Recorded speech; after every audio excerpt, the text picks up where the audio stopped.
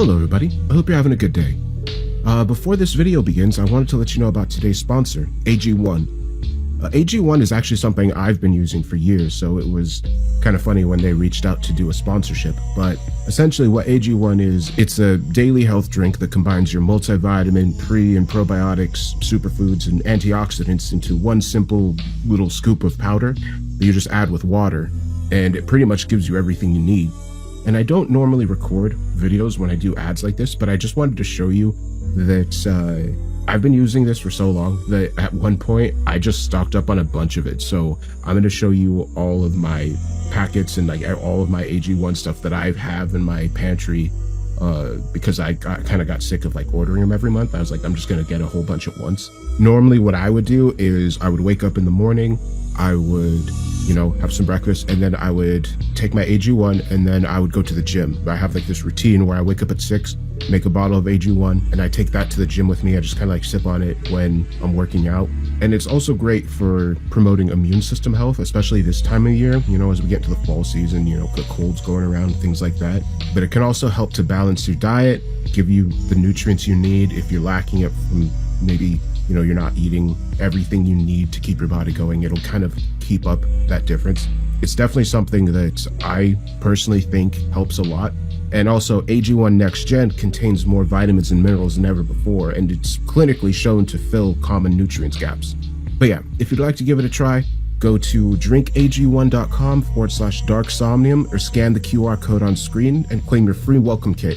You'll get a bottle, which I'll show here on screen, a vitamin D3 K2 pack, which I'll also show on screen, a shaker bottle, and a sample pack of all 3 new AG1 flavors. That is drinkag1.com/darksomnium. And thank you so much. I hope you have a great day. Thank you, AG1, for sponsoring this video, and I hope you enjoy the video.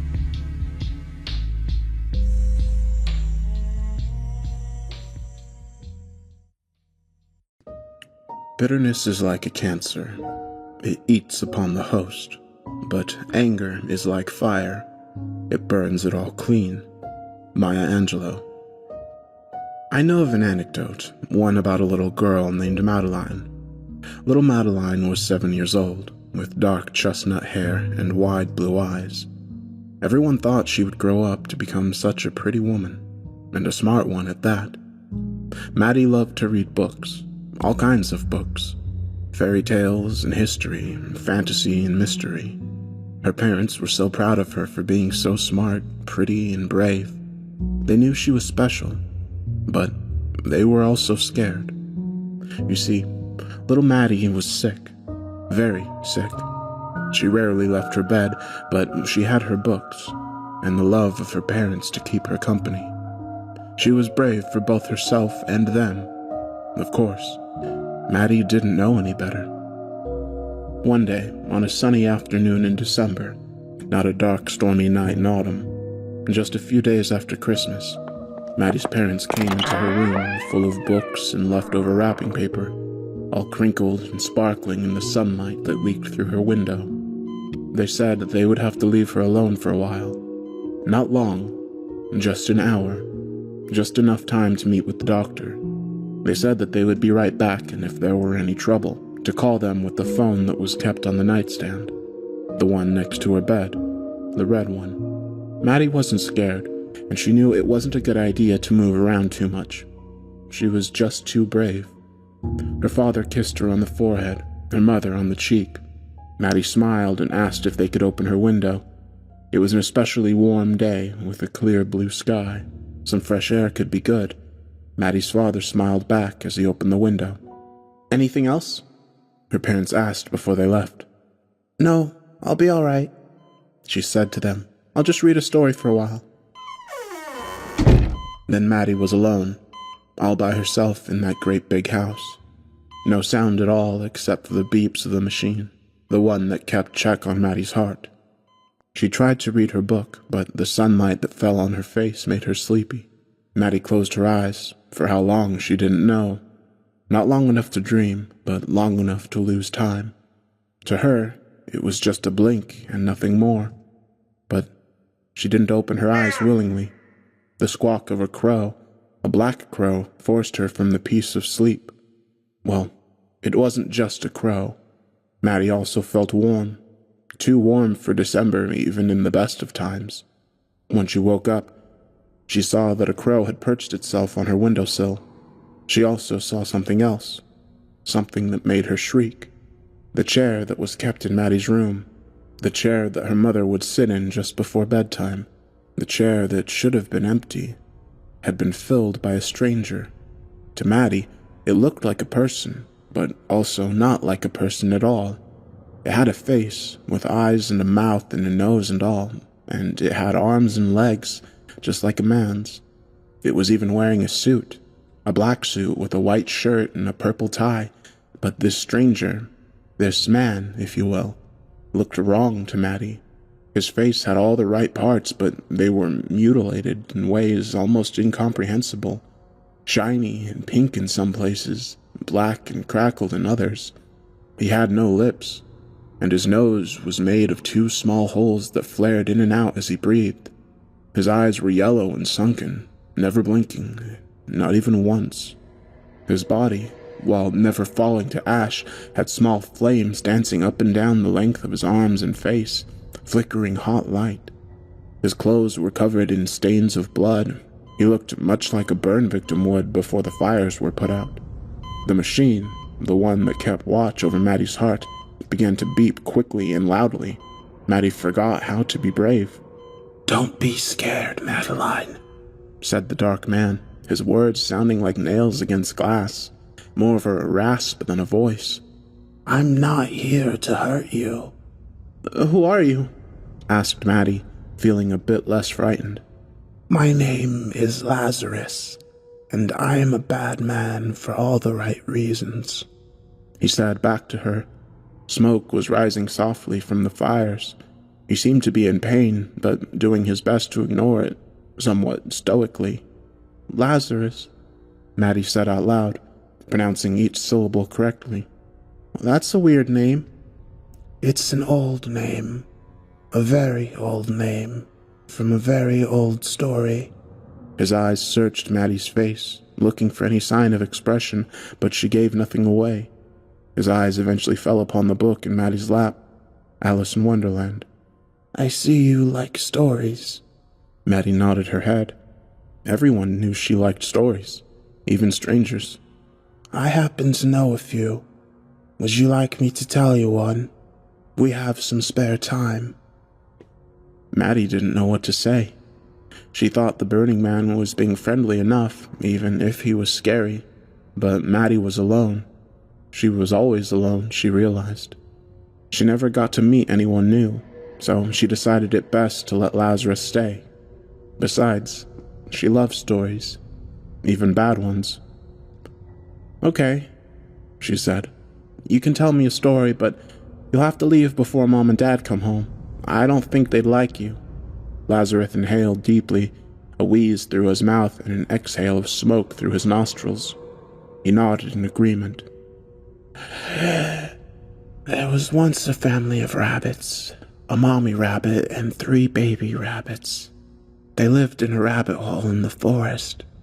They were happy.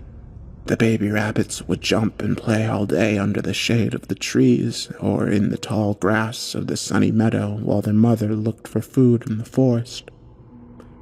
At night, they would return to their hole and they would snuggle together in the warmth and safety. They never worried about anything, as there was always plenty of food and fun things to do. They always had each other for comfort when they got sad or frightened. It was good. But one day while playing in the meadow, a fox hiding in the grass approached the 3 little rabbits. They were unaware of the impending danger. Their mother came out of the thickness of the forest just in time to see the fox, but was far too away to call to her babies. She knew that she could not reach them in time to get everyone safely into the rabbit hole, and even then, the fox would always know where to wait. "What did she do?" asked Maddie. Lazarus raised his charred hand, motioning for Maddie to wait and listen. "Well, the mother rabbit had a difficult decision to make. If she wanted her children to get away from the fox, then she would have to take action, but all actions have consequences. And she knew this. But she also loved her children more than she feared the fox, so she ran out of the forest as fast as she could go. She ran toward the fox hiding in the grass, and when she was close enough, she called out to her children. "Go! Run back to the hall!" she yelled. The 3 little rabbits heard their mother just as they saw the fox, but the fox was no longer interested in the little ones. The mommy rabbit had caught his attention. As she led the fox further into the meadow, away from their hole and away from them, the little rabbits got away. Their mother was not so lucky.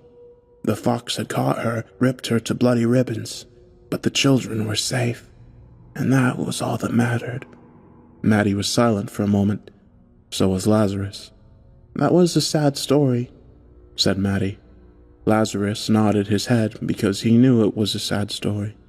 But then again, the truth doesn't pick favorites. "I didn't like how the mommy had to die." Lazarus gritted his teeth together. "She could have lived, if she wanted to, but then what would have happened to her children? She died to save them, for the greater good, and out of love." "Well, I guess so, but it's still sad that they had to grow up without their mom." Maddie looked at her windowsill. There were 2 more crows perched there. One of them stretched its wings and settled next to the others. She thought it was odd, but said nothing. "Would you like to hear another? We still have some time." It was hard for Maddie to tell if Lazarus was happy, sad, or angry. His voice was always the same. His face never changed either. Before she could answer, Maddie coughed into a tissue. It was long. It was a long, hoarse cough. When she finished, she saw there was blood soaking through the soft paper. "I'm sick," she said, looking at Lazarus. He leaned in close to her, so close that Maddie could count each of his crooked brown teeth. He leaned in close and whispered into her ear. "I know." "Do you have any stories about sick people?" she asked. Once again, Lazarus, the burning man, nodded his head. "It doesn't have a happy ending either." That's okay," she said. "I'll still listen." Lazarus placed his bony finger on his lap and breathed in deep. "A long, long time ago, there was a small town on the shore. There were people who lived in this town, all sorts of people. Bakers, silk weavers, carpenters, and many more. They lived happily and productively. They would work and play and marry and live long, happy lives. But one day, people started to get sick. Not everyone, but quite a few, and more every day. The ones who got sick would grow black boils on their faces and necks, their skin turning yellow and green. It was a very painful sickness, one that would eventually kill. The doctors of the town could do nothing to stop it, and there was no cure. The only option was to barricade the town, to stop the great plague from spreading. No one was allowed to leave once they entered the town. One of the people who lived in the town, a tailor, had a wife who was outside of town limits before the sickness had taken over. She had been away to visit her family a ways off. When she returned, she was stopped by a guard. He said that she may not enter without permission. The tailor's wife begged and pleaded to the guard, telling him that her husband, the man she loved, was in the town. The guard finally told her that if her husband would allow it, then she would be able to enter. He also warned her that she would not be allowed to leave again. Word was sent to the tailor that his beloved wife was awaiting his permission at the gates. At first he was overjoyed at the prospect of seeing his dear wife again, as he had been very lonely since her initial departure, but as he thought upon it, the tailor's heart began to sink. He realized that if he were to allow his wife to enter the town, that he would condemn her to the same fate as so many others. The thought of her suffering through the sickness, the sores and the bile and rot, the festering misery, he could not allow it. He wanted her with him. Of course he did, but he loved her too much to let her perish along with him. He was already showing symptoms of the plague, so it was with a heavy soul that he refused the messenger. He was heartbroken, his eyes wet with guilt and grief. When word came back to the tailor's wife, who had been waiting at the gates all morning, Her heart was also crushed. It wasn't until years later, after she had remarried and raised several beautiful children, that she was finally able to forgive him. She understood that her first love's only wish was for her to continue on and be happy. By now the sun was no longer shining. Overcast had made the sky a light shade of gray, almost white when compared to the crows on the windowsill. More had shown up while Lazarus told his story. So many that there wasn't enough room on the sill for all of them. They were starting to perch themselves on a nearby tree. Maddie coughed some more. I like that one better than the first. At least it wasn't all bad, she said after her fit of coughs. But why are you telling me all of these sad stories? Lazarus looked at Maddie, never blinking, never smiling. In a voice as black as coal, he said, I think you know why. Maddie looked down into her lap. She did know why, but she wasn't scared. No, Maddie knew how to be brave, and not just for herself either. She turned to Lazarus, his face charred and scarred beyond recognition of humanity, former or otherwise. When? She asked. Lazarus turned his head to the window, toward the black crows that had gathered. Soon, he said to her. The beeps from the machine, the ones that kept check on Maddie, they became irregular, slowing down. Do we have enough time for one more story? She asked him. Not much, but we can try, he replied. Maddie shook her head. She said that it would be okay, that she would still listen, even if it had a sad ending. There was once a sweet little girl with chestnut hair and wide blue eyes. She loved stories, all kinds of stories. When Maddie's parents returned, they found her lying still in bed. She had stopped smiling, stopped breathing. They cried into each other's arms, what they had been told by the doctor. They knew it was only a matter of time. Even still, they didn't think it would be this soon. Their souls had been profoundly crushed, shattered into oblivion, but in a strange way, not in a callous or indifferent way. They were relieved. The weight of the inevitable had been lifted, and in its place a sharp sting. They knew this as they wept, and while gazing out of the bedroom window, they were focusing on the sky, which had grown into a perfect and terrible shade of gray. They were so focused on their sorrow that they had never even noticed the burns left on the chair. The crows had taken flight.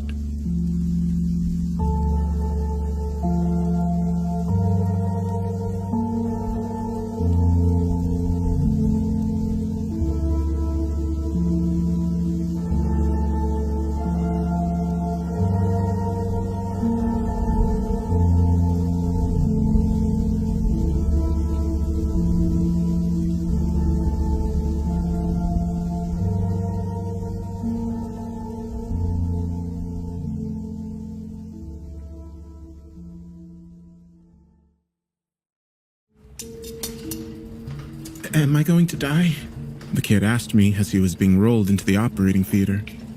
It was a question I'd heard 1,000 times before, but answering it truthfully hadn't become any easier, even after years at the hospital. Of course not. We're gonna fix you right up. I lied.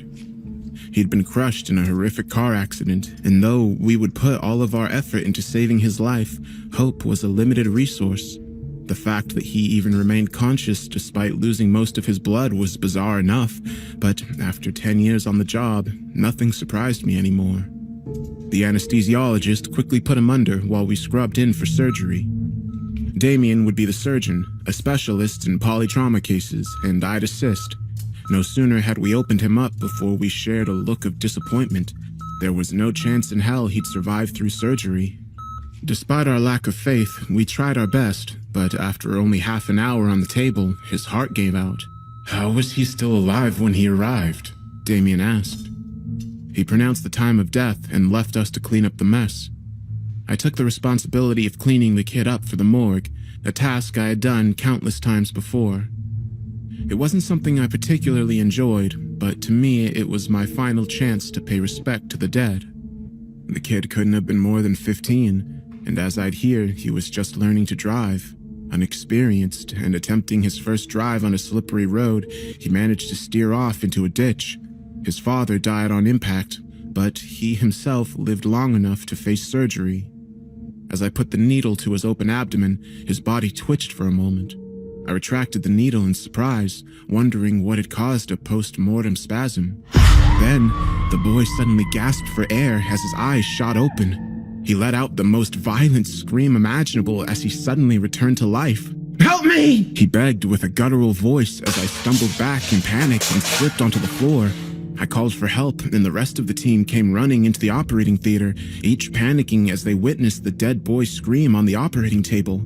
His spine was fractured, so though he yelled in agony, he could do nothing to move. The anesthesiologist quickly attempted to sedate him while we checked his vitals. Despite all evidence pointing to the contrary, his heart had not started beating again. He was supposed to be dead. I started chest compressions, desperately trying to get his heart going. I cringed to the sound of his ribs cracking beneath my hands, and the boy's screams turned into gargles as he was unable to gasp for another breath. "He's not going under!" the anesthesiologist yelled as he gave the kid a second dose of propofol. Of course, without a functioning heart, there'd be no way for the drug to flow through his veins, even as I tried my best to pump for him. After an hour of compressions, the chief of surgery had intervened and ordered us to stop. At that point, we caused more damage than we helped. What's happening to me?" the kid stuttered, still conscious. None of us responded. We couldn't find any words to describe the horrific sight before us. Most of the staff had left due to the sight. We'd faced many challenges in our career, but nothing quite like this. "What's your name?" I asked. Despite already having seen it in the file, I just wanted him to focus. "Brian Dawson," he responded. I took a deep breath, doing my best to keep my composure. "You were in an accident, Brian," I told him. His eyes darted frantically around the room as he started to realize where he was. He tried to lift his neck, but due to the spinal fracture, he was completely paralyzed. I can't move! I can't move!" he cried. I walked closer, standing directly above him. "Brian, your heart isn't beating," I said. The chief of surgery, George, grabbed me by the shoulder and whispered into my ear. "We need to isolate the OR. Whatever is happening here is beyond us, and it could be contagious," George said. He rushed into the preparation room, picked up the phone. Through the glass door, I couldn't hear what he said, but I assumed he was calling security to shut down the ward. "What about my father?" Brian asked, trying to hold back tears. I was taken aback by his question. I just told him his heart was destroyed and that he was essentially dead, yet his first concern was regarding his father. "I'm sorry, Brian. He died on impact." He sobbed quietly. "So what's going to happen to me? I'm going to die, aren't I?" he asked. I didn't know what to say.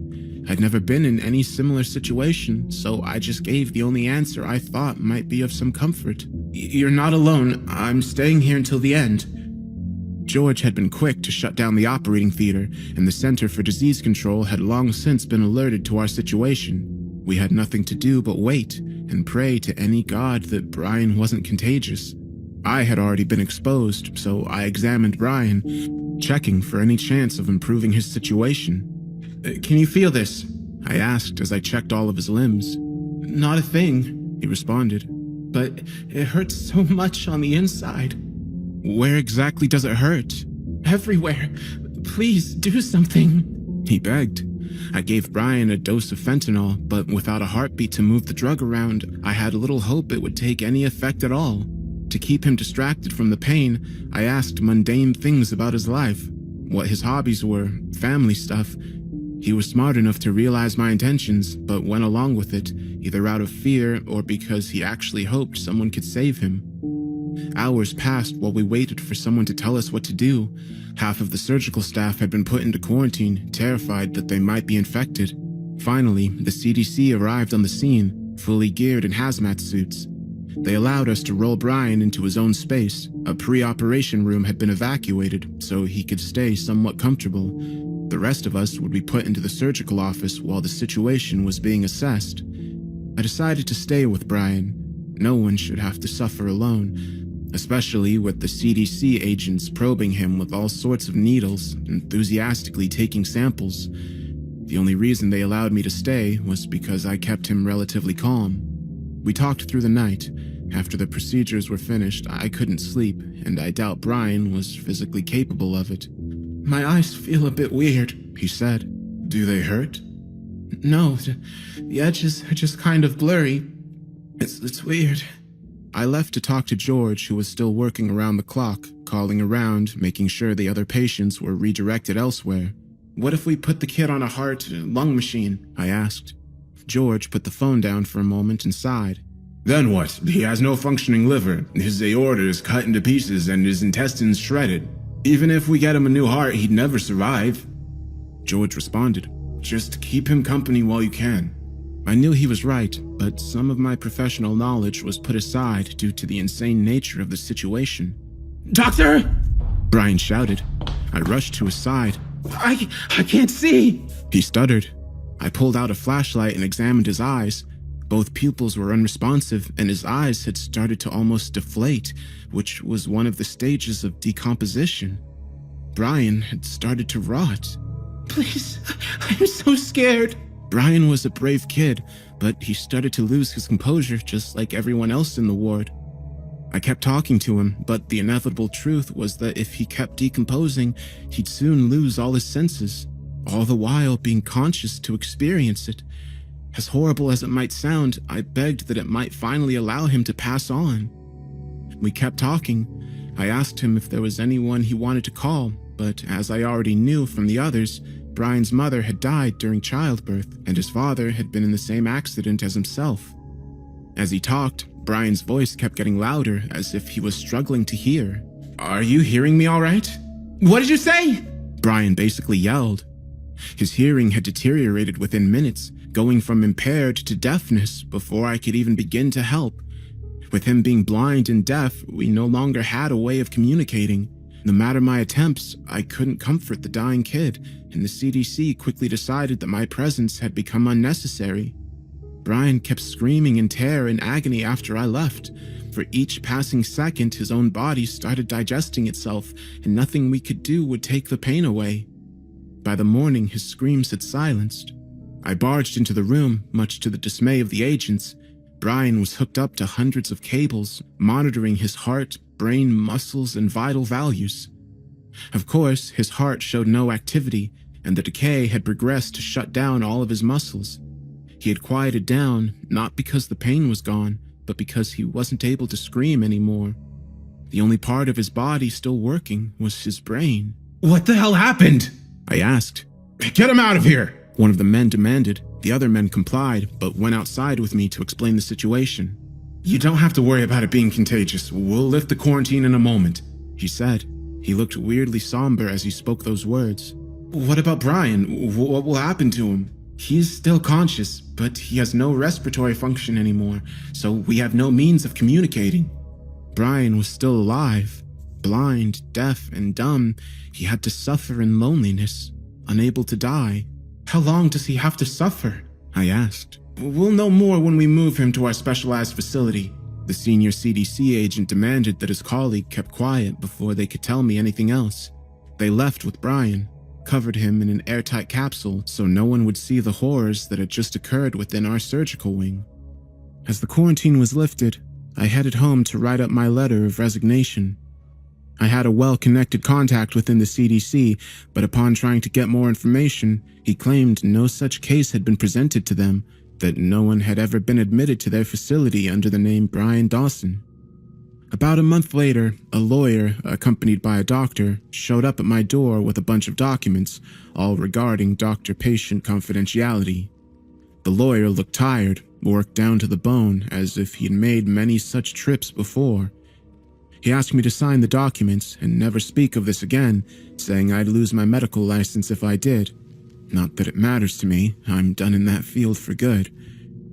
I was given an injection by the doctor. He told me that Brian's disease was not unfamiliar to them, and that it was extremely contagious, but only upon death. He explained that half the population is infected with a disease that keeps the brain conscious for hours, even days following death. Brian's case was special in the sense that he actually retained some motor function and was able to speak to us. The injection given was not a cure, it only prevented me from spreading the disease. But once I die, I'll suffer a fate similar to Brian's. I just hope someone will stay with me when it happens.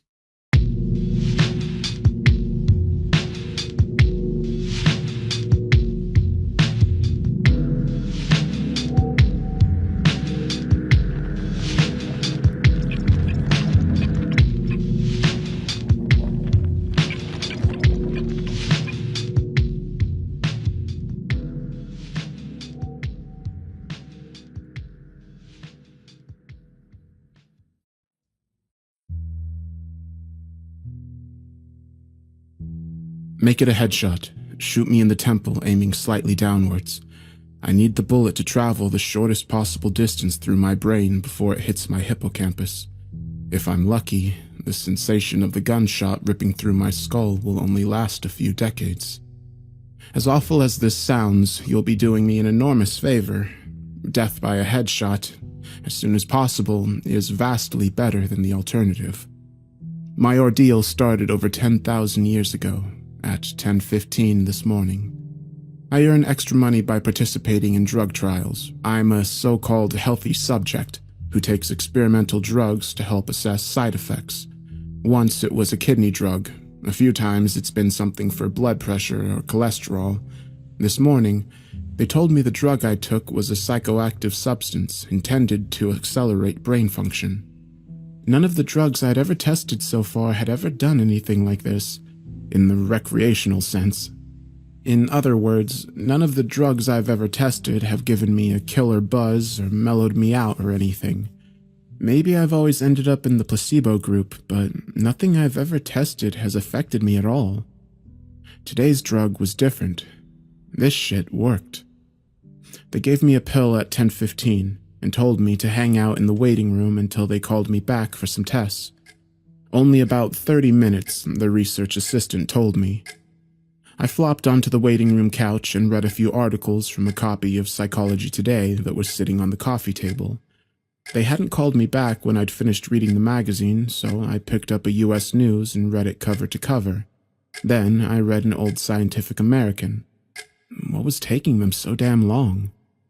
I sluggishly turned my head to look at the wall clock. It was only 10:23 a.m. I had read all 3 magazines in 8 minutes. I remember thinking this was going to be a long day.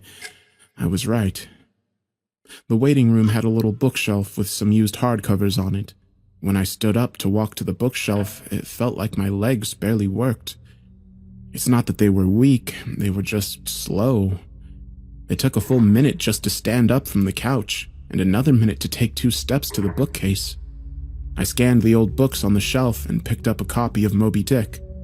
My arms had the same problems as my legs. Just reaching out 1 foot in front of me to grab the book took a long time. I actually got bored just waiting for my hand to reach the spine of the book. I slogged back to the couch and collapsed onto it in a slow-motion fall that reminded me of the low-gravity hops of astronauts on the moon. I opened Moby Dick slowly and began reading.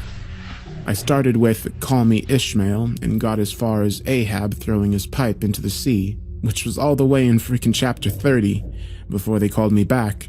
How are you feeling? The research assistant asked me. I feel slow, I said. Actually, it's the other way around. Everything seems slow because you're so fast. But my legs, my arms, they're moving in slow motion. Your body seems like it's moving slowly because your brain is fast. Your brain is running 10 or 20 times faster than normal. You are thinking and perceiving reality at an accelerated pace, but your body is still constrained by the laws of biomechanics. Frankly, you're moving much faster than a normal person. He pantomimed a jogging motion. But your brain is running so much faster right now that even your fast walk seems very slow to you. I thought about my slow-motion flop onto the waiting room couch. Even if my muscles had slowed down, my body would still react to gravity the same way. But in the waiting room, I even fell in slow motion. Slow muscles couldn't explain why gravity seemed weaker. My brain was going at warp 10. That's how I managed to read 3 magazines and the first 30 chapters of Moby Dick in 15 minutes. They ran a series of tests on me. They made me juggle 3 balls, then 4, then 6. I had no problems keeping 6 balls in the air because they seemed to be moving so slowly. It was boring, frankly, waiting for each ball to move through its arc so I could catch it with my slow-motion hands and toss it back into the air. They threw Cheerios in the air and I caught them with chopsticks. They dropped a handful of coins and I counted the total value before they hit the ground. The cognitive tests were less fun, but very illuminating. Finish a 50-word search, 3 seconds. Solve an intricate maze drawn onto the poster-sized paper, 2 seconds. View a slideshow projected at 10 images per second and answer detailed questions about what I saw, 95% correct. They told me I measured over 250 on the Knopf scale. Apparently, that's deep into the superhuman range of thinking speeds. Then they sent me home. It'll wear off in a few hours, They said. which will seem like days to you. Try to use the residual effects to get some work done. Catch up on work emails while you're still in high speed mode. The ride home was horrible. It was only 3 metro stops, and in real-world time, it only took about 35 minutes. But in my drug-accelerated hyper time, it felt like days. Days. Just walking out of the medical research suite to the elevator seemed like it took an hour. I sprinted out of the office, willing my legs to push me faster, but the laws of biomechanics held me prisoner. As accelerated as my brain was, I couldn't do anything to make my legs work faster. The huge disconnect between my body and mind made it extremely difficult to judge how and when to slow down, turn, or rotate my body.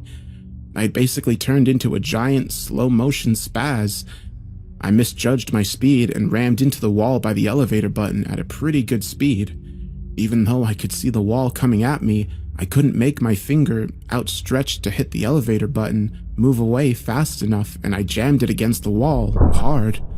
The pain was intense. If my brain had been running at regular speed, it probably only would have hurt for 30 seconds or so, but in my accelerated state, the intense pain seemed to last for half an hour, 45 minutes maybe.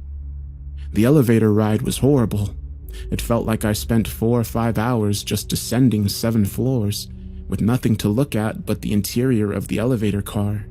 I sprinted to the metro station. I have to admit, this part was almost fun, even though my body moved at what seemed to me super slow speed. I could still carefully choose how and where to place my feet, swing my arms, and turn my torso. It only took a block or two to get used to having a brain that ran 24 times faster than my body. Then I basically sprint danced the rest of the way, twisting and juking between people on the sidewalk and dodging moving cars with inches or minutes of clearance. I spent an hour, in my time frame, descending into the subway and running to the platform. Endless tedium waiting the 6 minutes for the Red Line train to arrive. Although there was more to look at on the metro platform than inside the elevator, it was still intensely boring. I should have stolen that copy of Moby Dick. The red train roared into the station in slow motion. The normally high-pitched squeal of its brakes was frequency shifted by my high-speed mind to a long, low tone, like a monotone tuba solo. It wasn't just the squealing subway train that was 3 octaves lower than normal. All sound was slowed to the point of near inaudibility. Voices were gone, shifted below the threshold of frequency of my hearing. I did manage to hear a screaming baby on my subway car. Her shrieks slowed to sound like whale songs. Sharp sounds like a car horn or trucks bouncing over potholes were low, muddied roars like distant thunder. Back at the research office, I could still hear and communicate with the research staff, but now, verbal communication with anyone would be impossible. The effects of the drugs were still intensifying. I spent what seemed like days on that Red Line train. Days listening to the whale song of the screaming baby and the tuba solo of the brakes. Where ordinary voices were frequency shifted out of my audio range, smells didn't seem to be affected. I never became nose-blind to the body odor, the stench of the train's brakes, and the melange of farts and other smells wafting through the metro car. I finally got back to my apartment. Sprinting through my open door and into the front hall at full speed was like a slow, relaxing drift down a lazy river. I was relieved to be home. At least I had stuff I could do there. I picked up the book I was reading, 100 Years of Solitude, and finished it, despite turning the pages so quickly that I tore many of them. It seemed like most of the time I spent finishing the book was spent on page turning and not actual reading. 3 minutes had passed since I got home. I tried surfing the internet. My God, it takes a long time for computers to boot these days, but it was too frustratingly slow. Hours, seemingly, to load each new page, and a fraction of a second to read it. 100 articles in my newsfeed read and just 3 more minutes done. I dipped into my pile of yet-to-be-read books and finished 2 more. 4 more minutes had passed. I decided to try to sleep off the remaining effects of the drug. Unfortunately, whatever part of my mind is responsible for perception, the part that's been accelerated to hyperspeeds by the drug, isn't the same as the part that governs sleep. Despite being awake for what I perceived as days, my physical brain still thought it was 1:25 p.m. It was not ready for sleep. Nevertheless, I tried to sleep. I walked to my bedroom, a slow 45-minute drift through my apartment, and flung myself into bed, lazily falling like a feather onto the mattress. I closed my eyes and laid there for hours and hours, 10 minutes of reality time before giving up. Sleep would not come. I was facing what was going to feel like days or maybe even weeks of being trapped in a slow-motion prison, so I took an Ambien. The sensation of the pill and the splash of water I used to swallow it sliding down my throat was sickening. A lump that blocked my breathing, moving like a slug down my esophagus. I read a book. 10 minutes had passed. I read another. 18 minutes since I took the Ambien. I threw the book across the room in disgust at my situation. The book slowly pirouetted and spun through the air like a leaf blowing in the breeze. It hit the wall with a long, faint rumble, the only sound I heard for what seemed like hours, then drifted to the floor like a flip-flop sinking into a swimming pool. The force of gravity hadn't changed since I took the pill. The laws of physics were the same. It was just my perception of time that had gone wacko. This meant I could use the speed things seemed to fall in as a way of judging the effects of the drug. Based on how long it took the book to drift to the floor, I estimated the effect of the drugs were still intensifying. I read a magazine. I turned on the television. I clearly saw each frame of video like I was watching a slideshow. Frustrated, I turned the television off. I read some more. The first 2 books of Churchill's A History of the English-Speaking Peoples. Not exactly a light read. Frankly, I hated it, but given the hours of tedium it would take to get another book off my shelf, just sitting on the couch and reading Churchill was better, or at least less worse. It had been 35 minutes since I took the Ambien. I lay down on the couch and closed my eyes. Time passed. I inhaled. An hours-long process. Time passed. I exhaled for more hours. Sleep would not come. I needed a new plan. I decided to go back to the offices where they gave me the drug. Maybe they would have something that could counteract its effects, or at least something to knock me out until it wore off. I exited my apartment as fast as possible, taking hours in my time frame to do so. I didn't even bother locking the door. It would have taken too long. Down the stairs, it's faster than the elevator if you run. Through the lobby, out the front door and onto the street. These few things felt like a long day at the office. Sprinting down the street, dancing and weaving between pedestrians with what must have looked like to them superhuman dexterity. Down the first flight of stairs at the metro, across the landing, another hour. Then onto the second flight of stairs. That's when the Ambien hit me. The Ambien didn't make me sleepy, not at all. Instead, it must have had a severe cross-reaction with the experimental drug I took this morning. I was bounding down the second flight of stairs, moving in slow motion, but still making perceptible progress. Then, wham! Everything stopped. The dull roar of the street and the metro noise ceased, replaced by the most perfect silence I've ever experienced. My downwards motion seemed to completely freeze before the ambient kicked in. My perception of time was maybe a few hundred times slower than real time. After the ambient took effect, time moved thousands of times slower. Every second seemed like days to me. Even just moving my eyes to focus on a new point was like an impossibly slow scroll across my visual field. Over the course of the afternoon, I learned how to walk, run, and jump when my mind ran hundreds of times faster than my body, but with another 4 or 5 orders of magnitude of slowdown caused by the ambient, body control was almost impossible. I fell on the stairs. Even though I was all but frozen in mid-step, controlling my muscles was impossible. I commanded my foot forwards for hours, then backwards for hours more when it seemed like I would miss the next step. Hours attempting to adjust the angle of my ankle, then readjusting when it felt wrong. Despite these efforts, I rolled my ankle on the next step. The pain wasn't at all mitigated by the slowness. Hours of increasing strain on my bent ankle. The nerve signals that sent pain into my brain must work differently than the nerves in my ear. Sonic energy was spread out over time, diluted until it was imperceptible. Pain flowed into my brain undiluted by the changes in my perception of time. Hours and hours of increasing weight on my turned ankle turned into hours of increasing pain upon increasing pain. I pitched forward, my high-speed mind completely unable to control my low-speed body. I drifted downward for days, managing to rotate my torso enough to keep my head from impacting the ground first. I eventually landed on my right shoulder. At first, the impact wasn't even noticeable. Then, I felt a slight pressure on my shoulder as I came in contact with the ground. The pressure grew, bringing increasing pain for hours upon hours. My shoulder finally gave out, popping out of its socket with an endless, sickening tug. I came to a stop days later, crumpled onto the ground, staring at the ceiling, the pain in my shoulder still screaming with the intensity of a fresh, violent injury. I had plenty of time to think during that fall. If every second seemed like days to me, then each minute of real-world time would be like years. Even if the drug cleared out of my system in the next 2 or 3 hours, this nightmare would seem to last centuries.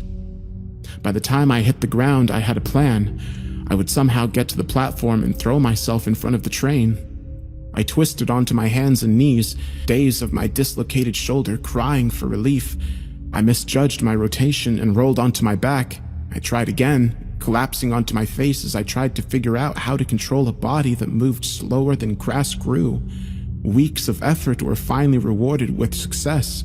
I stabilized on my hands and knees. If just getting on all fours was this difficult, I figured that walking or running was completely out of the question. So I crawled. I crawled through the metro tunnel. The dumb look on the faces in the crowd lingered on me for weeks. I crawled under the turnstile and onto the escalator. The escalator spilled the rush hour crowd onto the platform at the same speed as a glacier spills ice into the sea. I looked out over the crowded platform during my interminable downward ride. The train status sign said the next train wouldn't arrive for 20 minutes. 20 minutes was like a year to me. I'd have to spend a year on the metro platform waiting to die. I crawled off the escalator, enduring days of stupid expressions on the commuters' faces. I crawled a few feet to a concrete bench and curled up next to it, trying to find a position to lessen the pain in my shoulder. Then my problem with time got worse, impossibly worse. The massive slowdown on the stairs was just the beginning of the interaction between the experimental drug and the Ambien. It fully hit me while I was curled up by the bench. I blinked. Years of darkness followed. Sound was already gone, and with my blink, sight was gone as well. All that existed was the pain from my fall. My hyper-accelerated mind wasted no time compensating for the lack of sensory input. Voices spoke to me. They sung to me in languages that never existed. Patterns and faces and colors came and went in my mind's eye. I recalled my whole life and imagined living another. I forgot English. I settled into a profound despair. I spoke to God. I became God. I imagined a new universe and brought it to life with my thoughts. Then I did it all again and again. My eyes opened with geologic slowness. A faint glow. Weeks. A slit of light. Weeks. A narrow view of the metro platform. Ankles of the commuters near me and the advertisement on the opposite wall. I extracted my phone from my pocket. A project that spanned decades. How can I even explain the boredom? The pain in my shoulder is nothing compared to the boredom. Every thought I can think, I have thought hundreds of times already. The views of ankles and advertisements never changes. Never. The boredom is so intense it's tangible. Like a solid object of metal and stone wedged into my skull. Inescapable. What are my options? If I crawl and fall onto the tracks without an oncoming train to crush me, I won't die. I'll experience even more pain from the 4-foot fall, but I'll most likely be rescued by some do-gooder on the platform and unable to act when the train finally does arrive. My suffering in that scenario will be endless. So I wait for the train, so I can throw myself under it. When it finally hits me, I will experience the pain of being ripped to pieces for centuries until finally the light of life leaves my brain and my experience ends. I've lived hundreds of lifespans at the foot of this bench. I am far older in spirit than any human who has ever lived. Most of my life experiences have been a snapshot of pain huddled on the floor of a subway platform, with an unchanging view of ankles and advertisements. This post is my plan B, my Hail Mary, my long shot. I've spent lifetimes typing and posting this message in the hope that someone will read it and become convinced that my suffering must end. Someone on this platform right now. Someone who will find the man curled under the bench, the man who crawled down the escalator, and kill him as swiftly as possible. A bullet to the temple. If you're armed and at the Glenmont Metro, please, shoot me.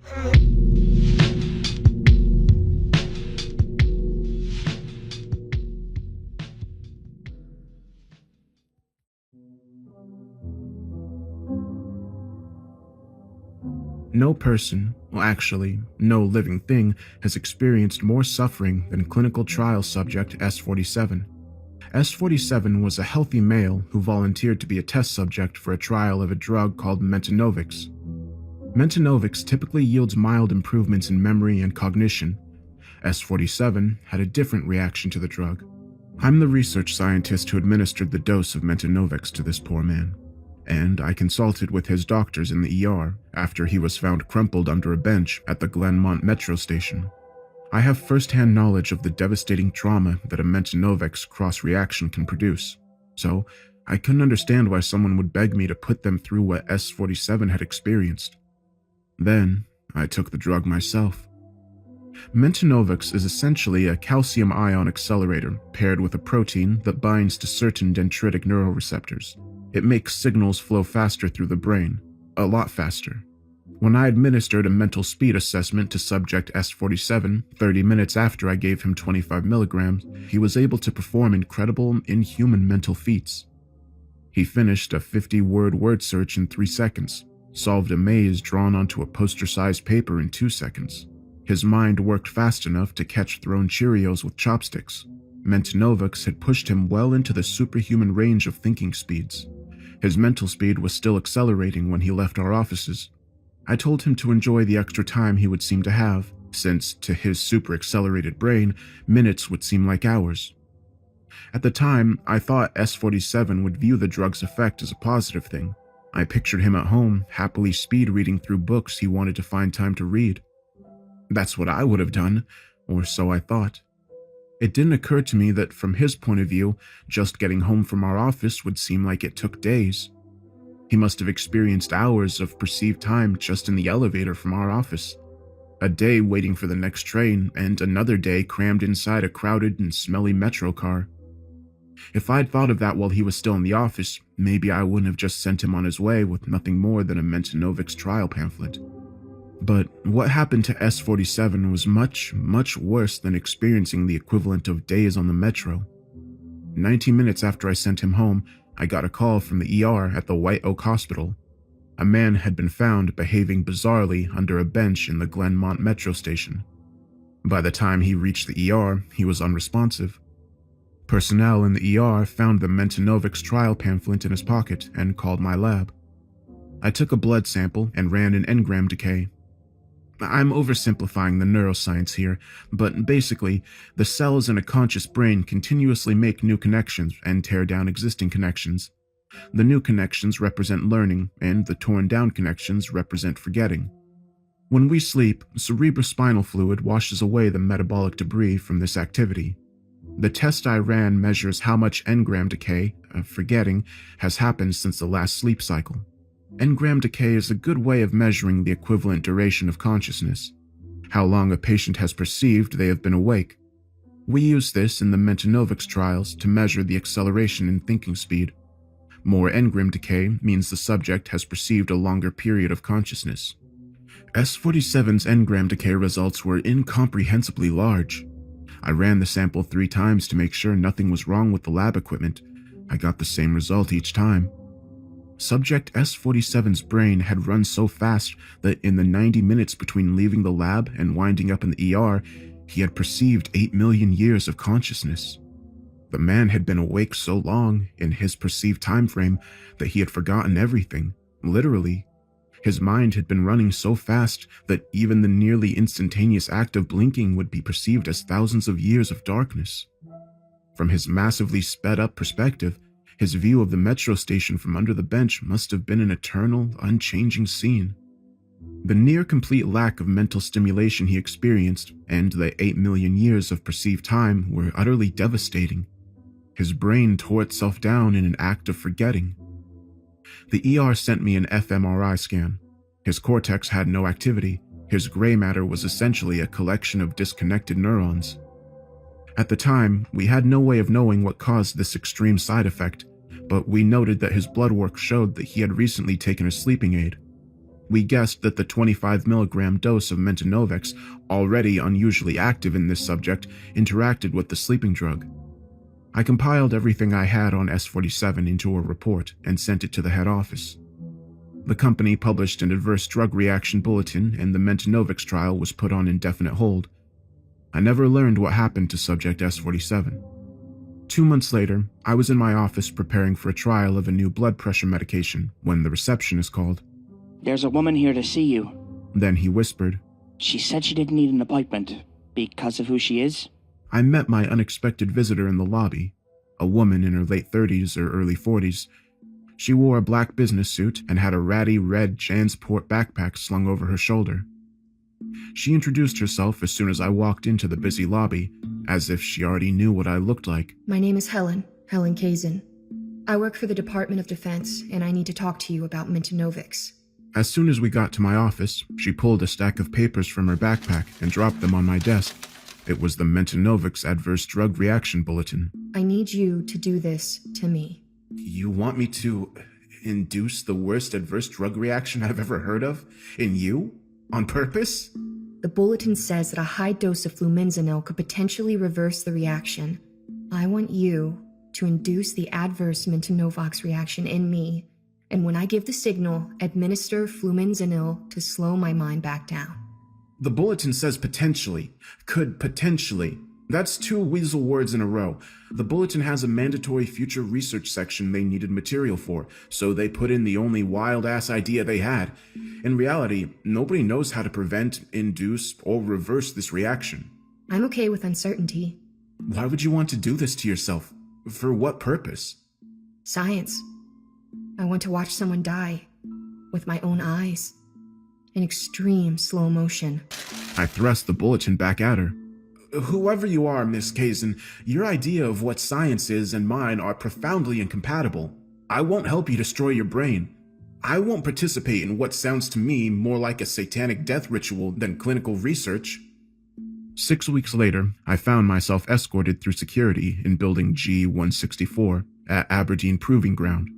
My escort, Dr. Helen Kazin. Those 6 weeks opened my eyes to what a truly well-connected person can accomplish, no matter how demented their goals. Dr. Kazin had somehow gotten a national interest exemption to the Mentanovics ban. I received the original document, signed by the director of the National Security Council herself. Frankly, until then, I didn't even know there was such a thing as a national interest exception to a restricted drug. Helen had also somehow influenced the directors of the huge pharmaceutical company that developed Mentanovics. The CEO phoned me and asked me to participate in Dr. Kazin's important experiment. I asked her if she knew exactly what Helen was doing. She said she had no idea and didn't care, and just told me to give her whatever help she needed. The way she said it made it abundantly clear that I was not to ask any questions. Of course, I did have questions. Why do I have to participate in this was at the top of my list. But I already received a counseling letter from HR complaining about my lack of judgment for letting S-47 go home while he was still in the grip of Mentanovics. I felt pressure to lay down and go with the flow, and that's exactly what I did. Helen met me in the lobby of the massive office building. When she visited me at my office, she wore a black business suit. Today, she was wearing a white lab coat with Kazin embroidered above the pocket. Thank you for coming. I trust you have the drugs? I showed her what I brought, a 100 milligram vial of Mentanovics HCl. She had requested the Mentanovics be compounded in an injectable form and a box of Ambien pills. I also had a single vial of flumazenil, which, according to the hastily written adverse reaction bulletin, could potentially reverse the Mentanovics cross-reaction with Ambien. The guard in the lobby gave me a red badge displaying the letter E for escort required, and Helen led me into the offices beyond. Helen's office was a windowless chamber with a floor-to-ceiling whiteboard covering all four walls and even the back of the door. Equations and strange diagrams featuring stars, circles, and what looked like electrical engineering symbols, or maybe ancient runes, filled the whiteboards. Helen watched me gape at the weird symbology that surrounded us. She laughed.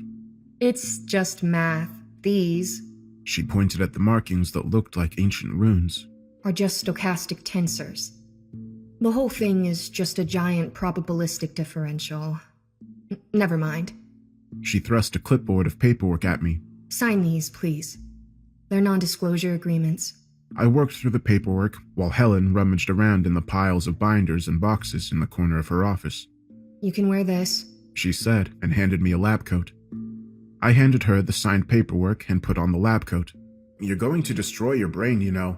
The patient who had the cross-reaction was left with a completely unconnected cortex. There's no coming back from that. Thank you for your concern, but I have a plan. I sighed. This was really happening, and I was a part of it. What's the plan? I'm going to pre-dose with the sleeping aid. I will also take 50 milligram of dexamphetamine so I don't fall asleep. Then we wait. Wait for what? We wait for the test subject to die. When Helen visited my office and told me she wanted to watch someone die, I thought she was a lone lunatic. Someone who did their own research. You know what I mean. I was completely wrong. Whatever Helen was up to, it had the full support of important people. The head of the friggin' NSC signed the National Interest Exemption memo, and apparently, it is in the national interest to overdose Helen on an experimental psychoactive drug and let her watch someone die. Is this an animal study? The test subject is a human with a terminal disease. He volunteered to participate in this experiment. She turned to her desk and sorted through a stack of papers and folders. She found what she was looking for and handed me a green folder. We have Institutional Review Board approval for this. I know it's a little unusual, but everything that we're doing today is approved. I remembered telling Helen that her experiment sounded more like a satanic death ritual than legitimate science. Now, in Helen's office, with the walls full of strange mathematical symbols and diagrams of stars inside of circles, the same thought again occurred to me. Despite all the trappings of authority and approval, I could not see how this ludicrous experiment was legitimate science. The phone rang. Helen answered with a terse, Yes? Whoever was on the other end of the call spoke briefly. We will be right there. Helen said and hung up the phone. We have to go to the capture chamber. I will explain the plan in more detail when we get there. We marched out of her office, Helen in the lead. We wound through the halls of her second-floor office suite, then into the stairwell. We descended 10 floors, through the fire doors at the bottom of the stairwell, then into another security vestibule. More checking of IDs, more signatures on sign-in sheets. I put my phone in a small cubby.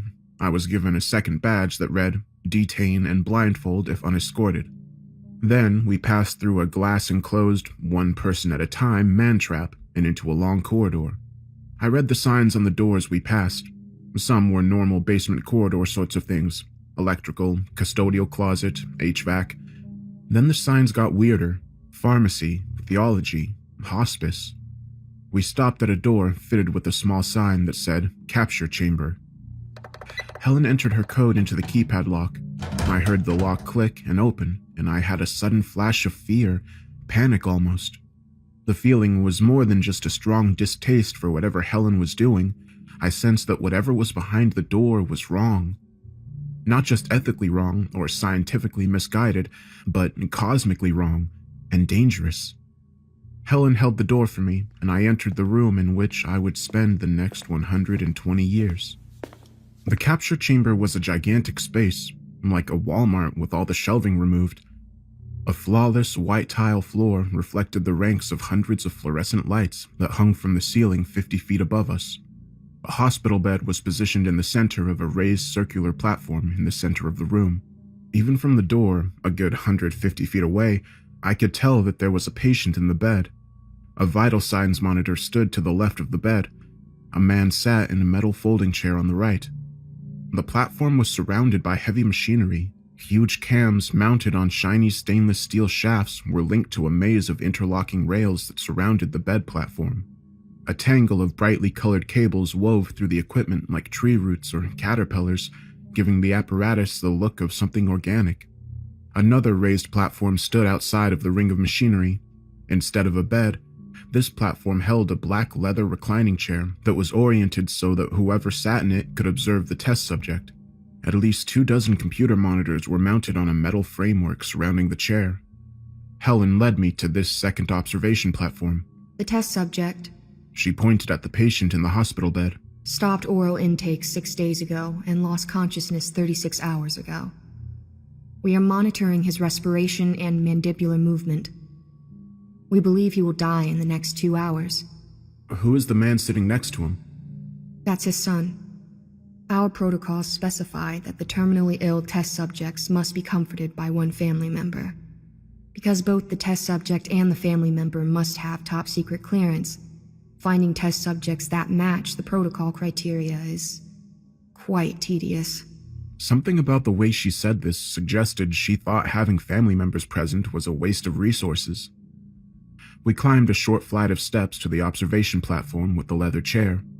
The chair faced the center of the platform with the hospital bed, where the test subject lay dying.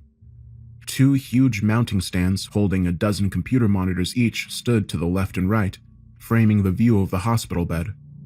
The monitors flashed and flickered patterns that appeared to be random noise.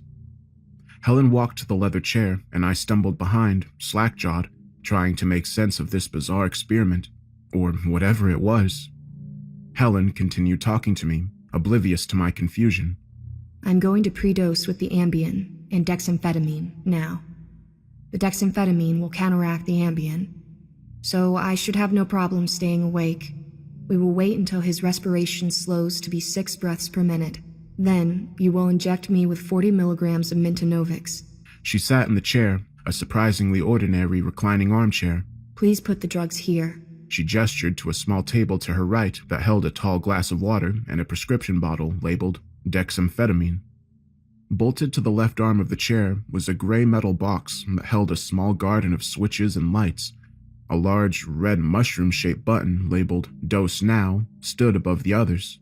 Once the test subject dies, and I have observed what I need to see, I will press the Dose Now button, and you will immediately inject me with 200 milligrams of flumenzenil. She pointed to her left shoulder. A small square of fabric had been cut out of the lab coat, exposing her shoulder. This is where you will inject the Mintonovix. You will inject the flumenzenil directly into my neck. I will need it to act as rapidly as possible. Helen, did you actually read the bulletin about S-47? He perceived being conscious for 8 million years. His mind was gone when he got to the ER, completely devoid of cortical connections. His suffering was unimaginable. I've done the math. She replied testily. With the dosage I'll receive, I expect to experience only 300 to 500 years of consciousness. It should be a nice break, frankly. A nice break? Nice? 500 years. Years of just sitting in this chair watching a corpse while these monitors flash noise at you? Those monitors are displaying reading material. That one. She pointed to the upper left monitor on the right side bank of crazy flashing screens. Is displaying Wikipedia pages at a rate of 500 per second.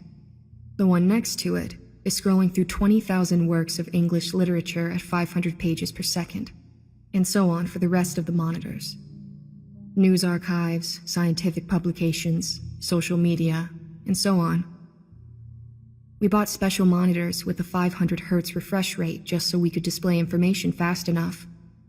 I stared at the two banks of flashing screens. I couldn't perceive anything but painfully bright flickering. You're going to read for 500 years while you observe that poor man over there? And catch up on a few emails. She rotated a computer keyboard out of a slot in the arm of the chair. Let's get ready, shall we? She produced a headset from the pocket of her lab coat and put it on her head. This is Helen Kazin. This is the audio record of Observation Activity 54. Observation 54? How long had she been watching people die in this bizarre room? Helen continued talking into her headset. Current time is 14:23. I am pre-dosing with 1 Ambien and 50 milligrams of dexamphetamine.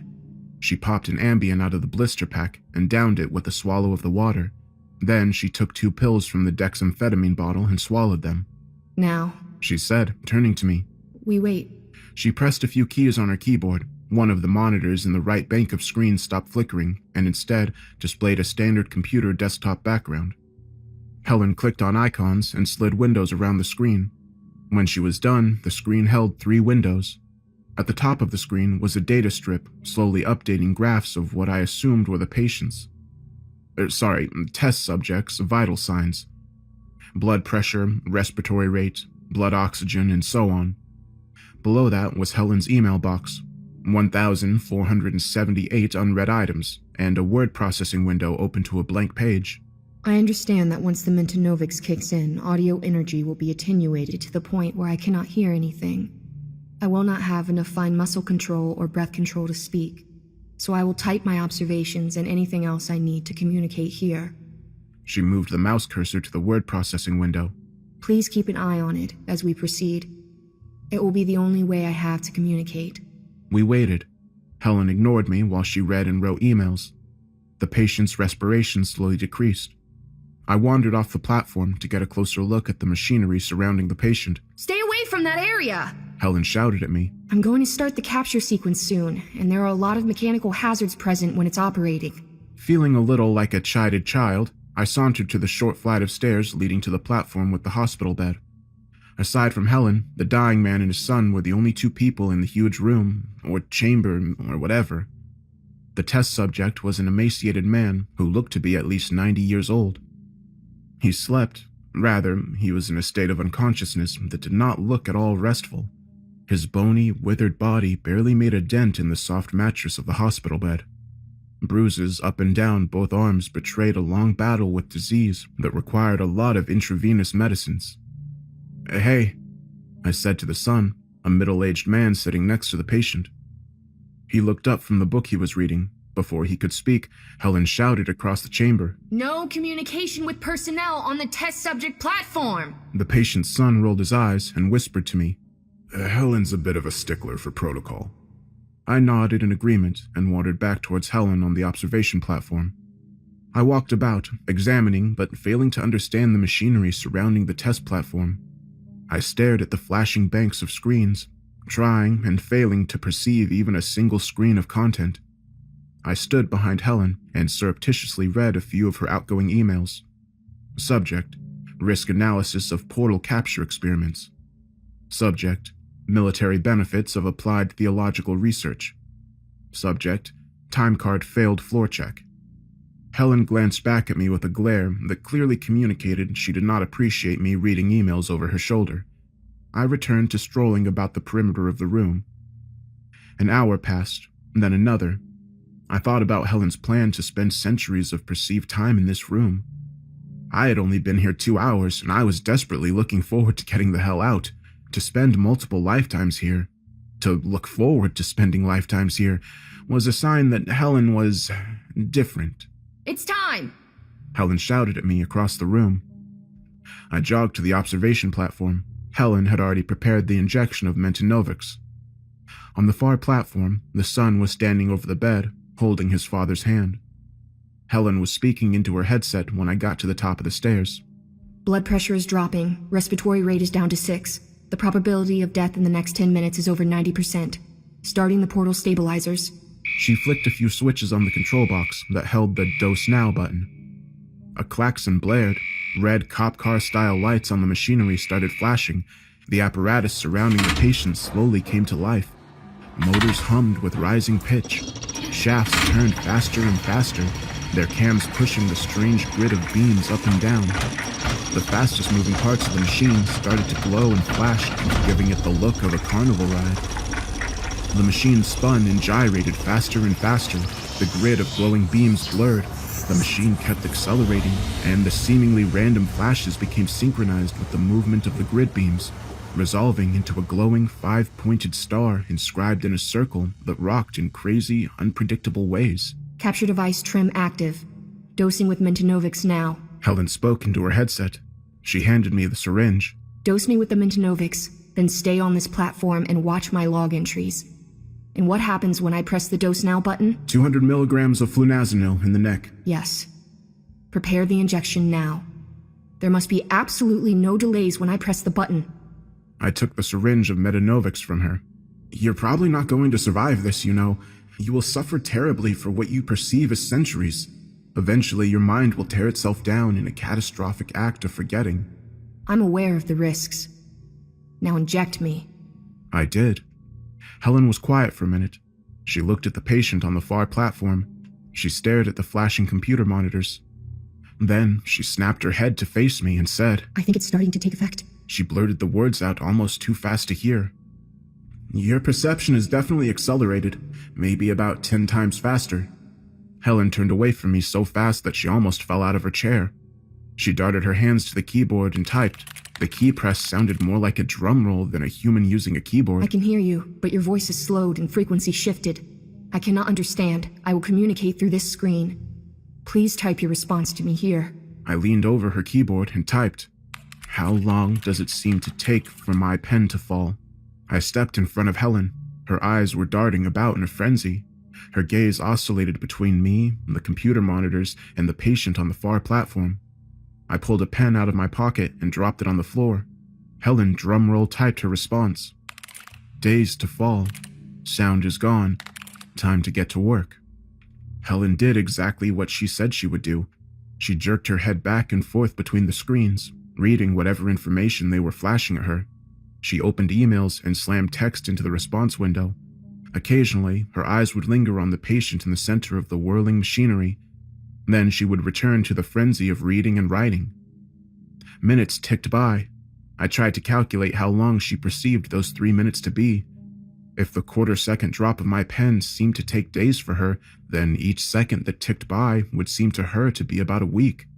3 minutes would be over 3 years. I watched her closely. She didn't appear to be suffering. She could push the Dose Now button at any time, but so far had chosen not to. Her pattern of frenzied motion and typing suddenly ceased. She fixed her gaze on the patient for a second. 2 seconds. 3. 3 seconds were weeks of her time. Helen shot her fingers at the keyboard again. This time she typed a message in the journal window. He's dead. Chaos broke out. A moment after Helen typed her message, the vital signs monitor threw up a red warning message. Respiratory 0, heart rate 0. Helen's hands raced over the control panel in a blur, flicking switches and turning dials. The churning, satanic carnival ride of a machine came to an abrupt stop with a screech and a bang. The floor shook as the foundation of the building absorbed the forces involved with bringing tons of spinning and thrashing metal to an instant stop. The circle and star shape glowed brighter than ever, held fixed at a strange angle by the frozen machine. In the same instant, the patient's son screamed in pain and he fell to the floor. Well, no, it wasn't that simple. I looked closer and saw that he didn't fall. His legs collapsed under him, bent like they were made out of rubber or melting plastic.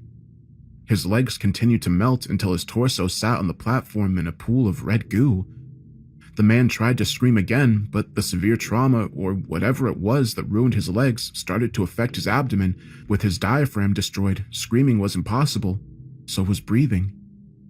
Every instinct in me urged me to run to the door, to get out of that room, but I had a duty to administer the antidote to Helen. I would not be responsible for another person going through what S-47 had. Helen hammered out another message. He's taken his second death in the portal. Dose yourself with Mentanovax now or you will die. I had no idea what the first line of Helen's message meant. Second death? Portal? Those words meant nothing to me, but the second line I understood. And there was no way I would dose myself with that drug. To live 1,000 lifetimes in this bleak underground facility? I'd rather die.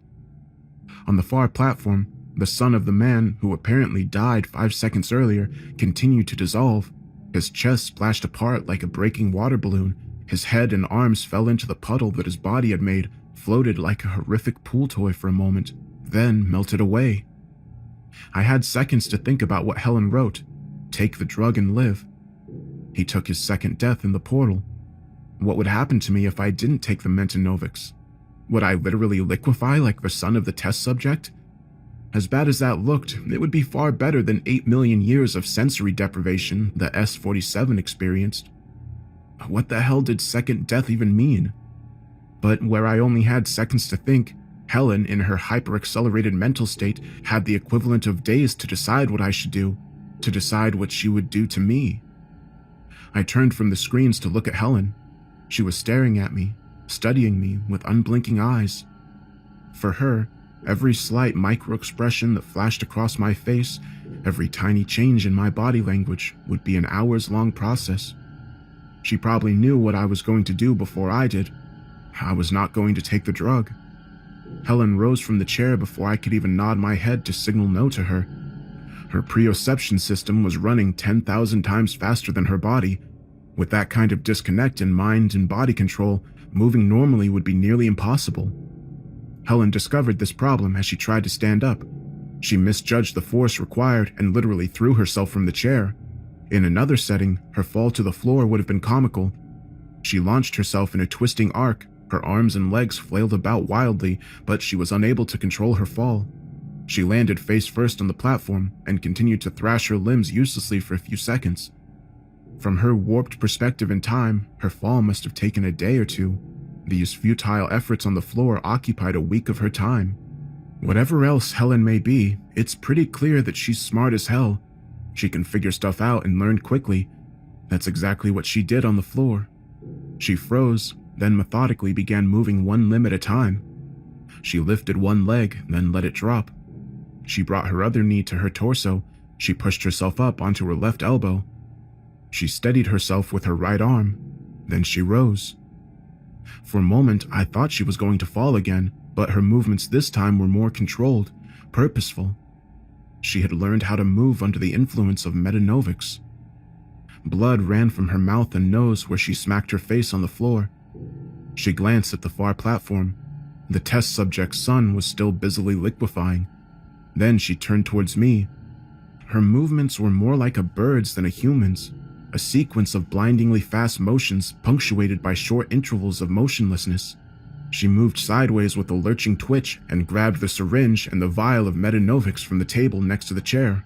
Her eyes continued to burn into mine as she stabbed the needle through the seal of the vial and filled the syringe. No!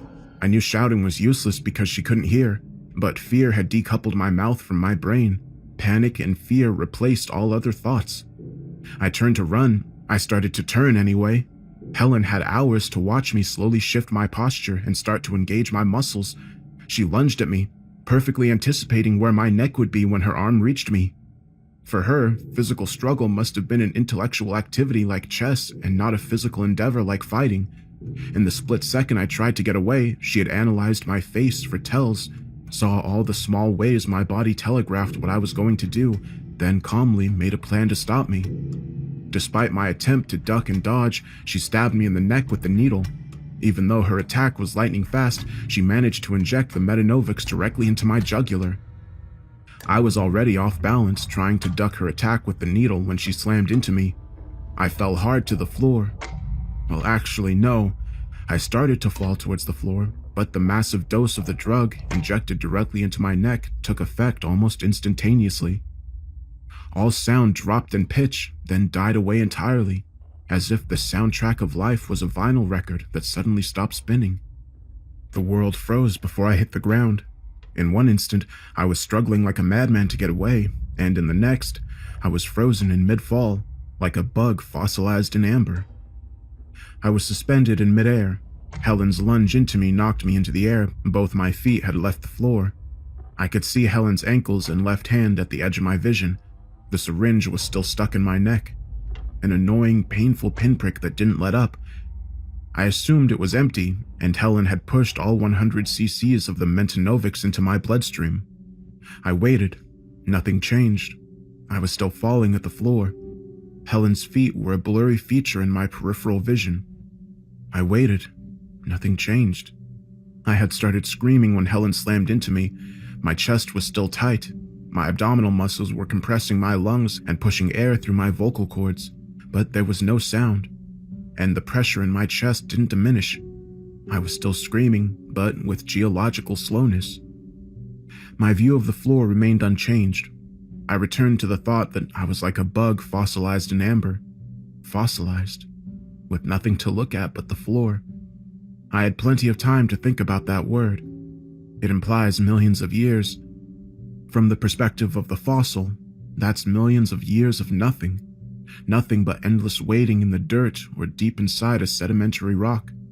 In unchanging darkness. S-47 experienced 8 million years of consciousness in the metro station. That's a geologically significant amount of time. That's longer than it took for ancient hominids like Lucy to evolve into modern humans.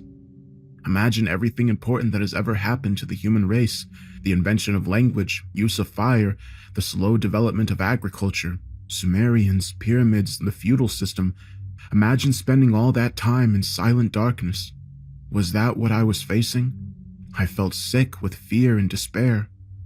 I waited. Nothing changed. I thought about ancient hominids. I thought about all the movies I had seen and the books I had read. I thought about my childhood and about my career. I waited. Nothing changed. How much perceived time had I experienced? 5 hours? A day? Without anything changing except my thoughts, judging the passage of time, perceived time anyway, is hard to do. I was still screaming. Air was slowly moving out of my chest. I had not inhaled for hours in my time frame. I waited. Something changed. The floor was closer.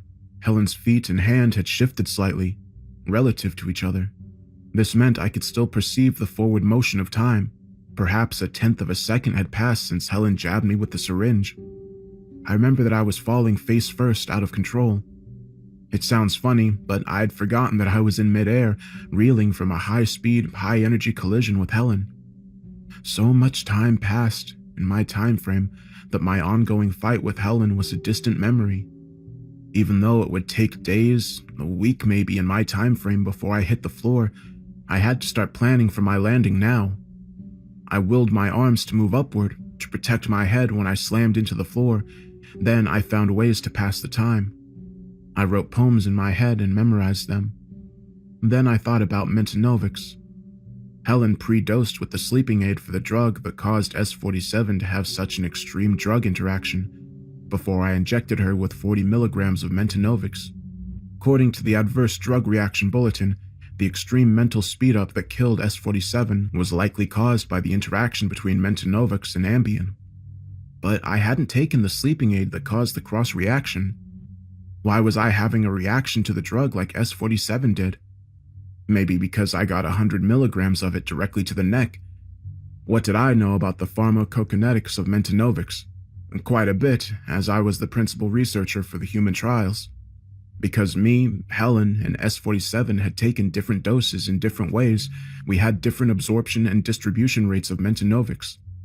My extreme reaction could have been due to the enormous dose I received rather than interaction with another drug. What does this mean for the antidote? Will it work for me?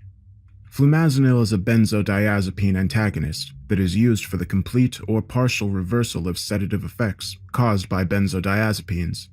Mentanovic certainly isn't a sedative. It does affect the same GABA receptors that flumazenil binds to. My educated guess was that the antidote would work for me. The only problem was it could take years, from my perspective, to simply walk to the table with the antidote and inject it. My arms eventually moved upward, like plants slowly growing towards the sun. My arms started in an arms-out pose to push Helen away from me, and slowly rose to shield my head from the slow-motion fall. The floor was even closer to me now. I was accelerating toward it. The act of moving my arms introduced a twisting motion to my fall, and my view slowly changed from the floor to Helen. She was falling with me. The way she leapt at me had sent her into a trajectory that would eventually send her to the floor behind me. This complicated motion slowly developed and evolved over hours and days. Helen's ankles slid into view after I began moving my arms. I tried again to find ways to occupy my mind so that the days-long wait until I hit the floor would be bearable. I started writing a novel in my head. I eventually saw Helen's knees. I tried to remember the lyrics to every song I could ever remember hearing. Then the hem of her white lab coat moved into my field of vision. Then finally, her face. Her eyes were fixed on me. Was she studying how I moved through the air? Was she planning on optimizing her next moves based on how she predicted I would land? I fell through most of a year. If Helen hit me in springtime, I spent summer airborne preparing to hit the ground. When I finally felt my arm gently touch the floor, it was like the first day of autumn. Imagine spending an entire summer staring at one face that was looking back at you. An entire summer trying to imagine what she was thinking about what she was going to do next. Thinking. I was already so tired of thinking. Every conceivable thing I could think about, I had already dwelt on over and over again, all over the course of a second in normal time. I practiced meditation, learned how to clear my mind. It made the time pass faster. I landed on my shoulder. Impact began as hardly a noticeable tickle in my upper arm. Then the tingle grew into a gentle pressure. Then a not-so-gentle pressure. Then pain. I tried to adjust my body so that the fall would turn into a roll, but the disconnect between thinking about moving my body and actual muscle movement was too vast. I managed to twist into an even more awkward fall, saving my shoulder at the expense of crushing my face. My cheekbone hit first. Like my shoulder, impact started as a gentle tickle, but as inevitable as the coming of winter, and nearly as slowly, turned into a pressure, then pain. I imagined an extreme slow-motion video of a boxer taking a punch to the face. In the instant the punch lands, the boxer's face becomes an unrecognizable mess, bouncing and stretching skin and cartilage. It felt like the same thing was happening to my face, but in my sped-up time frame, my face was stuck in a distorted, crushed, and smashed mask for weeks. The skin above my eyes tore in a slow, painful unzippering, and something slowly bent and then snapped in my nose. Pressure on one of my molars simultaneously pushed the tooth into the inside of my cheek and popped it out of my jaw. I winced, what would normally be just a quick blink, and experienced days of darkness. I practiced meditation again. I got good at it. Zen master good. My eyelids finally bounced open, and I was rewarded with a different view. Between Helen's simultaneous fall away from me and the sudden twist in my neck that my head-first impact created, I found myself looking across the capture chamber at the far platform. The bloody and bizarre stuff happening on the far platform now seemed like a problem from years past, even though only a few seconds had passed since the test subject died, and his son liquefied in front of me. But whatever was going on over there had spurred Helen to inject me with Metanovics. Now, with 100 milligrams of it screaming through my brain, I saw what Helen saw. There was a hole in the space above the test subject's deathbed. A perfectly pentagonal black pit was hovering in the air about 3 feet over the bed. It wasn't a trick of perspective or the light in the room. It was a floating hole. A neat, clean cut through our three-dimensional space to somewhere else. I remembered what Helen typed on the message screen immediately before she injected me. He's taken his second death in the portal. This floating, five-sided hole in the air must be the portal she was talking about. There was more, though. Something, a tongue or a tentacle, had reached out of the floating pit and was busy slurping up the goo that the test subject's son had become. I started to scream. Of course, in my hyper-fast state, no scream came. Sound would eventually come out of my mouth, seemingly months after my brain had sent the scream and blind terror signal to my lungs and vocal cords, but without the release of hearing a scream, my mind stewed in fear and terror for what felt like a long, long time. I eventually managed to mentally talk myself down to a more managed state of fear. I was still scared, but I was able to pay attention to what was happening and able to figure out a way to safety. Looking back, during those long, fearful moments when I started to realize just how dangerous and evil Helen's experiments were, I thought whatever would happen to me would happen relatively quickly. I would either soon be killed by whatever was groping its way out of the portal, or I would dose myself with the antidote and escape. Even after being imprisoned in time itself for what I perceived as more than a year, I had no idea the length of the ocean of time that lay before me. To my overdosed mind, my struggle for survival would last longer than a human lifespan. My first impression of the thing that reached out of the portal was that it was a tentacle. On further study, and I had plenty of time for further study, it looked more insect-like than octopus-like. It had 5 elbow-like joints that I could see. From the point of view of my frozen face smash, it looked like it had an exoskeleton or a crab shell. It was dotted here and there with small hairs and pores. A tangled clump of wet-looking, finger-sized bits of red flesh poked out of the holes in the tip. Each one curled like a dog's tongue, drinking the liquefied glop that had been a man a few seconds ago. As horrible and strange as it was, I was glad to have something to look at besides the view of the floor. I stared and stared and stared at the far platform. I studied this unchanging scene with the intensity of a homicide detective studying photos of a scene of a long unsolved murder. I noticed that the 5-sided portal was aligned exactly with the pentagonal center of the glowing star in the circle made by the weird equipment that surrounded the test subject's bed and the platform it was on. The sign on the door to this vast underground space said it was the capture chamber. Was this equipment here to capture the portal? Capture it from what? Why did a man need to die at the center of the swirling machinery for the portal to be captured? The word portal implies a passage between locations. If this capture chamber was one end of the portal, what was on the other side? Until Helen jabbed me with the huge dose of Metanovics, I couldn't see anything other than the liquefying man on the far platform. Why could I only see this with a hyper-accelerated mind? I developed and refined these questions over what felt like months. I searched for answers, both in my memory and in the details of the scene. I studied the strange equipment that appeared to have captured the portal, developing theory after theory about how it worked, without any way of determining which, if any, was correct. Eventually, the complicated forces I had set in motion with my flailing and twisting fall rotated my bleeding face away from the far platform and back to Helen. She had already hit the ground by the time I could see her again, and had started pushing herself back to standing. She wasn't staring at me anymore, thankfully. Her eyes were now fixed on the portal. I drew my knees to my chest and thrust my hands at the floor. I started to perform these motions. I meticulously planned how I would stabilize my fall and bring myself back up to standing. Then I waited for my limbs to cooperate, and for gravity and momentum to slowly bounce and slide me across the floor. Occasionally, I would make slight changes to where my hands and foot were going. At one point, I spit out a molar that was knocked loose when I smacked my face. I stabilized myself and rose. I felt my autonomic nervous system switch my breathing from an exhale to an inhale. Everything that had happened since Helen stabbed me with the syringe had occurred in just one breath. I kept my eyes on Helen as I rose. Helen remained fixated on the far platform. Something about her looked different. I waited. I meditated. I designed a mechanical clock in my mind, I meditated more. Helen's face changed further. She now had a look of fear. She extended her index finger and began to raise her arm.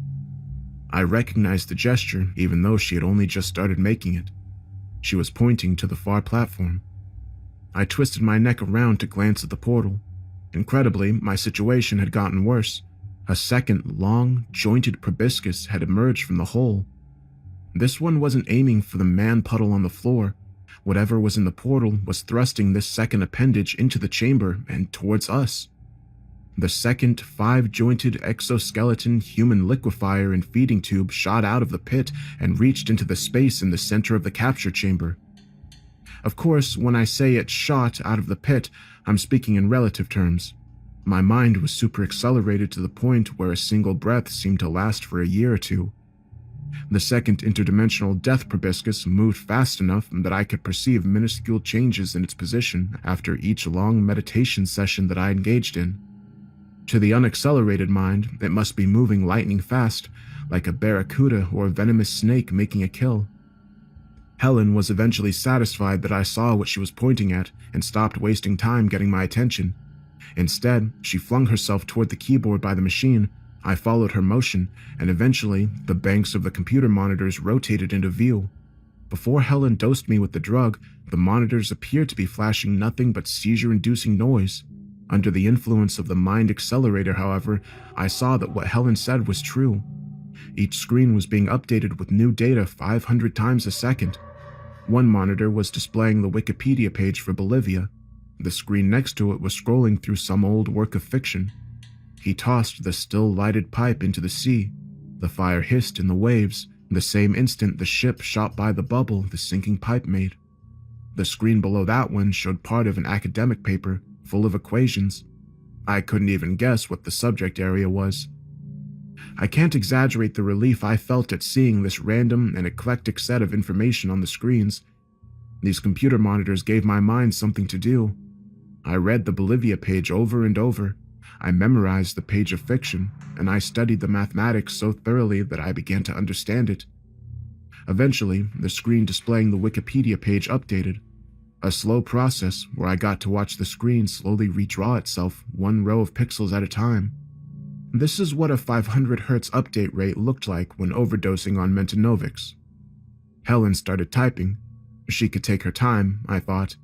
As boring as the information on these screens might be under ordinary circumstances, they gave me something to do, stuff to think about besides whatever my mind and memories could conjure up on their own. Days later, the first 2 letters of Helen's message appeared in the word processor window. We need to. She wasn't wasting time typing spaces. The second proboscis had visibly stretched further into the room.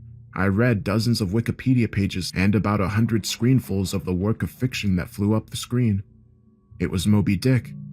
I wondered what Helen was trying to say. We need to what? Eventually, more of Helen's message showed up. We need to shut it I guessed what she was communicating. We need to shut it down. Shut what down? The portal capture machine? I took in more of the information scrolling past on the 500 Hz monitors. After the seeming eternity with nothing to look at but the floor or Helen's face or the horrific stuff unfolding by the portal, reading Moby Dick and random Wikipedia pages felt like pure hedonism. Helen finally finished her message. We need to shut it down. Breakers on distribution cabinets on left and right. Helen didn't spend time turning around to see if I understood. She jumped off the platform as soon as she finished the message and started running towards the equipment on the right side of the portal. I made a snap decision, which in my mental state meant that I thought it was over for what seemed like days. Helen, I guessed, assumed that I would take on the job of turning on the breaker on the left side of the chamber. She just ran off to the right without checking with me. What if I did this? What were the risks from coming close to the interdimensional horror that was thrashing out of it? Would I even recognize the distribution cabinet if I saw it? Would I be able to figure out how to turn off the power? There was simply no way to think out the answers to these questions.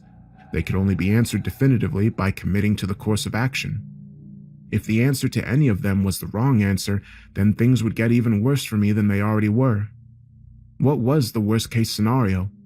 That the portal monster would liquefy me, and in my mentally accelerated state, liquefaction would take months, not seconds. That was a pretty bad worst-case scenario.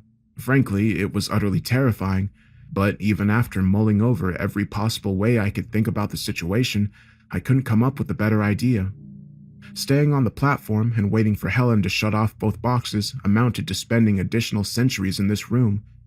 What if Helen got killed shutting off the breakers that I was supposed to shut off?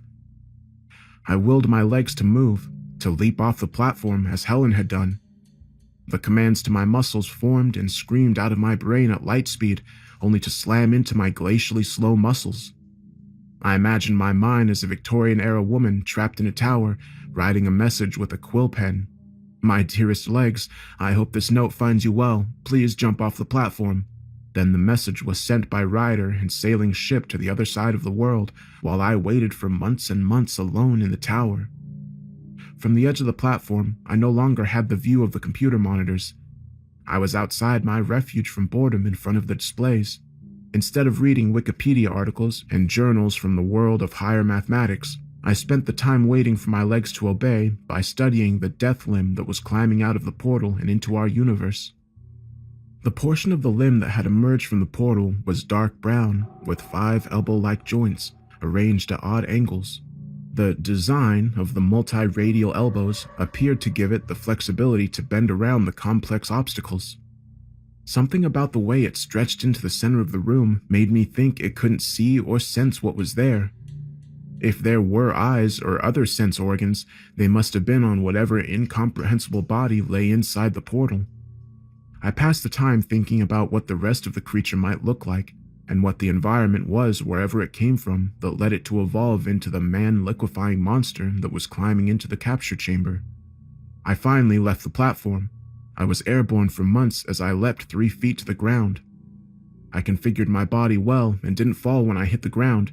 It wasn't exactly the sticking the landing that earns you a 10 in Olympic gymnastics, but it was good enough. Although I didn't hear it, my landing produced noise. The 5-jointed arm seemed to change its pattern of motion when I landed, and instead lashed out towards me.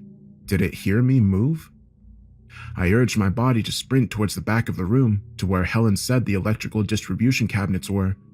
I moved forward with the speed of grass growing. The arm pushed towards me, all 5 of its elbows straightened at once, launching the human liquefying mop-like end towards me at a speed that would have been faster than perception for a person under normal circumstances. I had plenty of time to think about the best way to dodge its attack. It was clearly much faster than I was. I judged that I might move forward about 2 feet by the time the arm was fully outstretched. I estimated the length of each of its inner elbow segments and guessed that at full extent, it was going to be long enough to reach me. In other words, I was going to die. If I was right that the extra-dimensional horror that was hunting me was working off the sound of my landing from the jump from the platform, and it couldn't see me, well, a big if, then its thrust would probably tend to aim at my landing spot, near the floor. If I leapt upward, then the fraction of a second of upwards motion I'd achieve before the arm's strike reached me would maximize the distance between me and my landing point. I leapt, then I waited.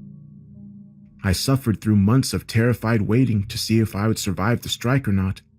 I slowly left the ground, rising many times slower than the moon rising over the horizon. The arm got closer and closer. It was going to be close. What would it feel like, I wondered? Would the process of liquefaction feel like being burned? A rending of tissue? Maybe it would just be a dull numbness. I thought about each of these possibilities, trying to prepare myself for what would happen if the arm hit me. As tense a moment as this was, it still managed to eventually become boring. My life or death gamble felt more like a long-term financial investment strategy. Buy and hold stocks, then wait and wait and wait and see if you made the right choice. I meditated. I reminisced about my entire life. I pondered the mystery of the portal and of Helen herself. How did she learn about the effects of Mentinovic's overdose and its possible antidote? That's when I realized the interdimensional death proboscis, or whatever it was, wasn't my worst problem. I had so much time to think of the plan since Helen typed her instructions to me. Why didn't this occur to me?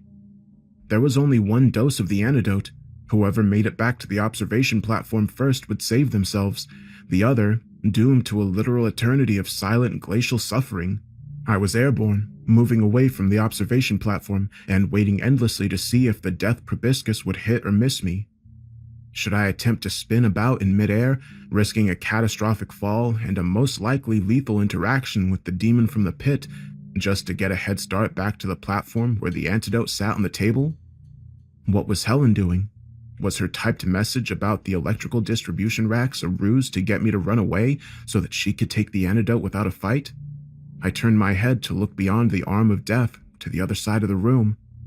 Weeks later, my view finally shifted enough to see Helen moving behind the portal machinery.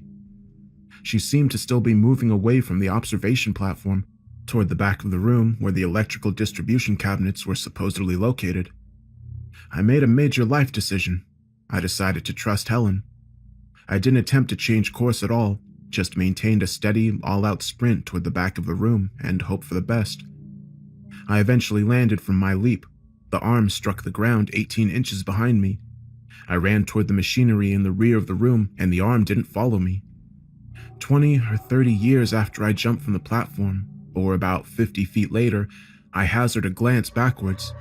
This initial year-long rotation of my head just to see that the arm was flinging itself toward the other side of the room, toward Helen.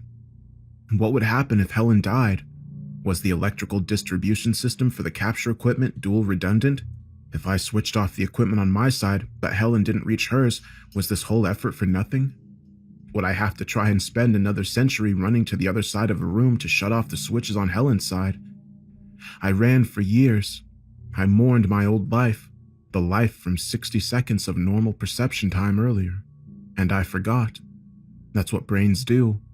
Learning and forgetting are just two sides of the same coin. Gaining experience and gaining ignorant are the same biological phenomenon. 5 more steps. Another year. I meditated. I imagined new people and had years-long relationships with them. Another 5 steps. I rounded a concrete footing that held one of the huge shafts that drove the capture equipment. Then I saw the distribution cabinet. A cabinet bearing a lightning bolt symbol and words in a language I could barely remember. High voltage. It was 40 feet away, years away. I ran and I prayed. I prayed for the demon arm to return, to emerge from behind the panels, or sneak up behind me and strike me down, dead. Finally, there would be no more thoughts, no more oceans of time to suffer across. My prayers were not answered. I kept on living. Despite having a career-long amount of time to anticipate arrival at the electrical distribution cabinet, I still misjudged the deceleration required to have a smooth arrival and slammed into the door. I grabbed the handle as I rounded off the sheet metal and flung it open while steadying myself. 2 banks of 70-amp breakers were mounted in neat vertical rows. At the top, a chunky main power switch with a red handle. I grabbed the handle, an act that took months, and yanked it downward as hard as I could. Nothing happened. Were the power supplies redundant, both needing to be off to turn off the capture equipment? If so, perhaps I simply got to the left side cabinet before Helen reached the one on the right side. Or maybe Helen had been killed by the demon arm before she could power off the racks on her side of the room. Or maybe she had betrayed me and was sneaking back to the observation platform to take the antidote. I invested the time in peeking around the equipment racks to look at the portal. It was still there. A perfect pentagonal cut in space-time, the star in a circle-shaped frame of moving machinery that somehow captured or created the portal still glowed a cherry red. The capture machinery was still powered on. Both of the dinosaur-sized, insect-looking arms still stretched out of the hole in space. One continued to slurp the liquefied man on the platform. The other arm, the one that had attempted to turn me into human juice, was busy with something that was obscured by the machinery. Then something changed. It changed fast, far faster than any phenomenon I'd seen since Helen injected me. It was the lighting in the room. 24 red emergency lights installed on the ceiling flickered on simultaneously. In my imagination, I heard an emergency klaxon begin wailing too, but my mind was far too sped up for something as slow-moving as sonic energy to produce a noticeable signal. The portal changed as well. The once sharp edges of the pentagonal hole in space were now blurry. I thought it over. Then I thought some more, and some more. What else did I have to do? Helen, I concluded, had shut down the right side power distribution rack. Without power to the equipment, the portal was closing or destabilizing, or whatever portals do when their capture machinery powers off. The antidote. I still couldn't see Helen through the forest of machinery and equipment racks, but I pictured her sprinting like mad back to the observation platform to take the one dose of the antidote for herself. I couldn't let that happen. I launched myself back towards the observation platform, pushing off the electrical distribution cabinet for extra acceleration. Helen had injected me. I knew she had reasons for doing it, but that didn't matter to me anymore. She co-signed me to a century of silent imprisonment in this room. I deserved the antidote, not Helen.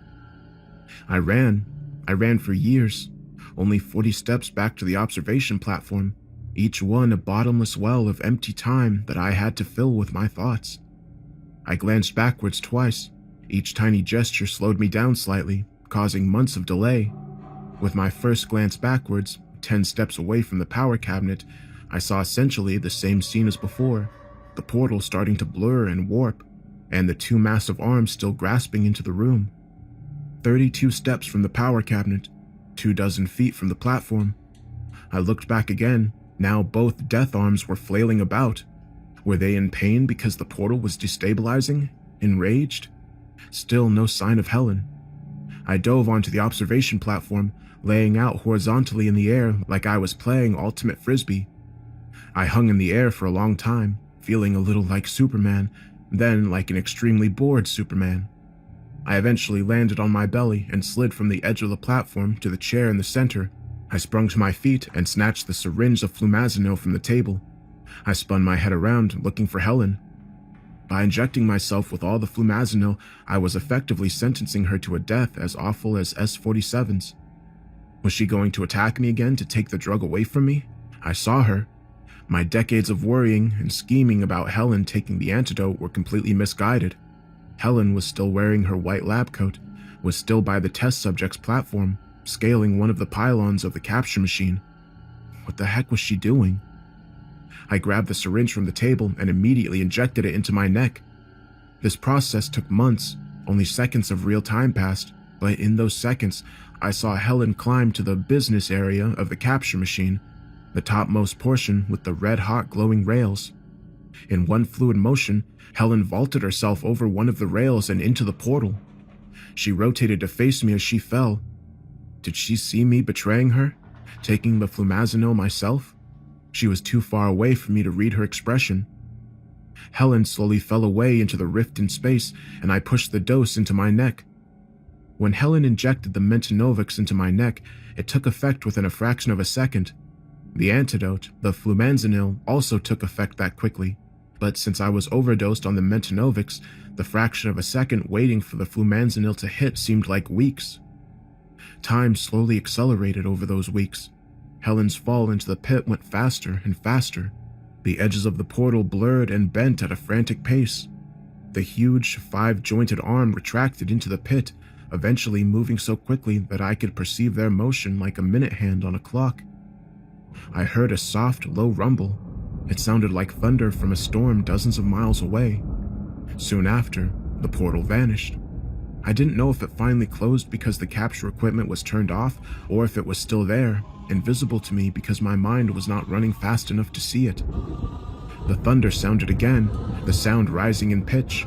I felt my heartbeat for the first time in over a century, a slow squeeze in my chest. I sensed air rushing into my lungs. Then, everything was back to normal. The soft, distant thunder was suddenly the deafening sound of a siren blaring. I heard myself gasping in air. I coughed, I screamed. I didn't recognize the sound of my voice. My legs gave out, and I fell to the floor with terrifying speed. Everything moved too fast. There was no time to think about anything. Behind me, the door to the capture chamber slammed open. I screamed again, startled by the sound, and turned to look at the door. I didn't have to wait to see who was entering. My body immediately obeyed my wishes. A dozen men and women rushed into the room, security guards holding rifles as they might need to start shooting at any instant. People in lab coats holding Geiger counters and other sensors, a crew of paramedics. They moved so fast, it was overwhelming. How was I once able to exist at this speed? How can a person process information in a world where everything moves so fast? Half a dozen of them surrounded me, blaring commands to evacuate the chamber, asking questions about my conditions, questions about Helen. I tried to answer, but could only stumble out fragments of words. I had forgotten how to speak. They rushed me out of the chamber, the room where I had spent the bulk of my century and a half of life. I was basically thrown onto a stretcher and wheeled to a medical facility that was off the same hallway as the capture chamber. They gave me a bottle of water. I choked on it. I had forgotten how to swallow. They took a blood sample. I heard someone say the words engram decay later. They gave me the results of my blood work. My engram decay showed I had experienced 120 years of consciousness. I was 32 years old when I entered the capture chamber. My body is still 32, but my mind is 152 years old. Most of my life has been spent in anguish, struggling to survive and escape my torment in that huge underground room. I was in the medical facility for a while, days I think. It was like a flash, a blip. I know how to spend a year's worth of time doing nothing other than stare at the floor. Passing the time in the medical facility was no biggie. I recovered my ability to talk and to swallow and to walk. Then they let me go. Someone in a lab coat, one of Helen's colleagues, escorted me out of the deep basement facility and to the front door of the building. It was so strange, repeating the journey through the offices and lobby that I took over a century earlier. "Good luck," he said and held the door open for me. I stepped outside. I saw the sky for the first time in 120 years. I heard the wind whistle and felt it blow my hair about. I wept. There were so many cars in the parking lot. Which one was mine? I couldn't remember. I finally found one that looked familiar. It opened with my key, and I sat at the driver's seat. A to-go coffee cup lay on the floor in front of the passenger seat. Was it mine? I didn't remember. I opened the glove box and found the registration. It had my name and my address. Which of these cars was Helen's? Had she driven to work expecting to fling herself into another dimension? I couldn't drive. It was too frightening, only having seconds to react to the changing traffic lights and motion of the other vehicles on the road. I walked to the main gate and got them to call a cab. The taxi delivered me to the address on my registration, a vaguely familiar-looking townhouse whose door opened with my key. Recovery is going quickly. Everything is going quickly for me, compared to my life in the capture chamber. The days race by with terrifying speed. I spent a week writing down everything I remember from my long life in the capture chamber. I'm posting the record of my experiences here. Whatever is going on in that government lab should not be a secret. I know I signed an NDA in Helen's office, where I agreed not to discuss what I saw and experienced. Frankly, though, I don't care. What are they going to do? Put me in jail for a few years for divulging secrets? Believe me, I can do the time easily.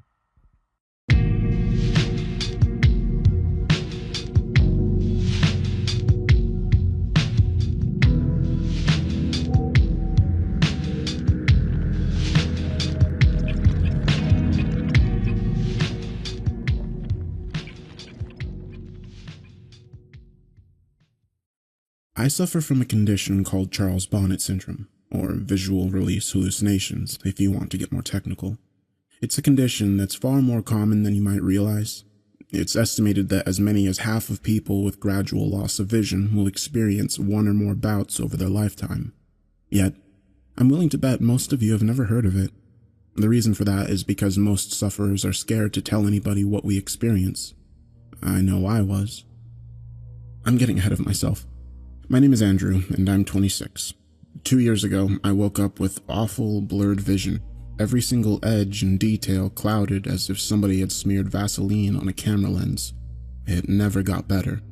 I was scared then, and got over to Dr. Harper's surgery as fast as I could. Suddenly needing to take a cab rather than climb into the car I'd driven without incident ever since I'd bought it 3 years prior. The doctor did some tests, asked me some questions. Have you been much thirstier lately? How often do you urinate? How would you describe your tiredness level? And then gave me the diagnosis that changed my life forever. Diabetes. Type 1. He explained that I would need to take insulin shots with every meal. that eating the wrong foods without monitoring my blood sugar could see me drop into a coma, or worse. Then he got to my eyes. "Andrew, your diabetes has resulted in maculopathy. Do you know what that is?" I shook my head dumbly, already reeling from the shock of my diagnosis, and Dr. Harper went on. "It's when diabetes affects the blood vessels at the back of your eye, blocking them and causing them to leak into the macula, the central part of your retina that helps you to perceive color and fine detail. When these blood vessels leak into the macula, it can cause significant damage." With a lump in my throat, I asked, "Okay, so how do we make this better?" I couldn't see Harper's face properly when he spoke, but his tone of voice was enough to tell me what I'd been dreading. "I'm sorry, Andrew," he replied gravely. "Perhaps if we'd caught this sooner, we might have had some treatment options available to us, but I'm afraid the damage has been pretty extensive. We can take steps to arrest the development of the condition, but I'm afraid it's irreversible." I felt as if my world had come crashing down around me. I was just 24, still at my physical peak. I was active, playing basketball, cycling a couple of times a week, and now my health, my body, and my sight had been taken from me. The first 6 months were tough. I broke up with my girlfriend, a sweet girl named Holly who tried to make it work but couldn't because I was so damn angry all the time.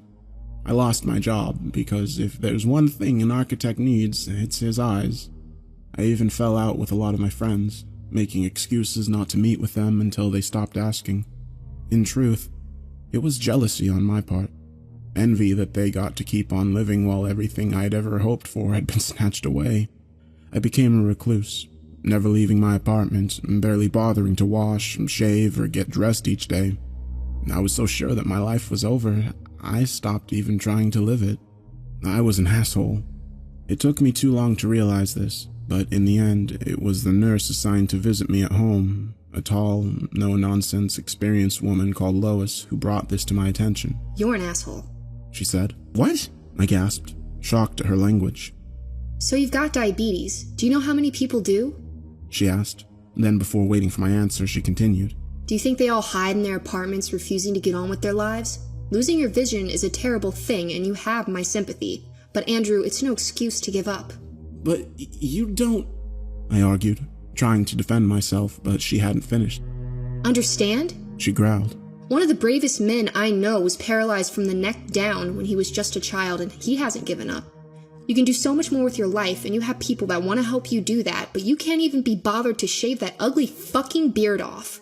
Stop being a crybaby and make a fucking difference." Of course, it didn't happen overnight, and I argued with her. I was furious at her blunt insensitivity and told her to leave. I said I'd tell her superiors, but she laughed and told me I wouldn't. "You won't because you're a smart guy and you've got too much pride for that," she said. "I'll see you next week." That night I shaved. I opened up my curtains and actually looked around. Things were blurry, but when I really looked, I could see the things scattered around my home, the mess I'd let it become.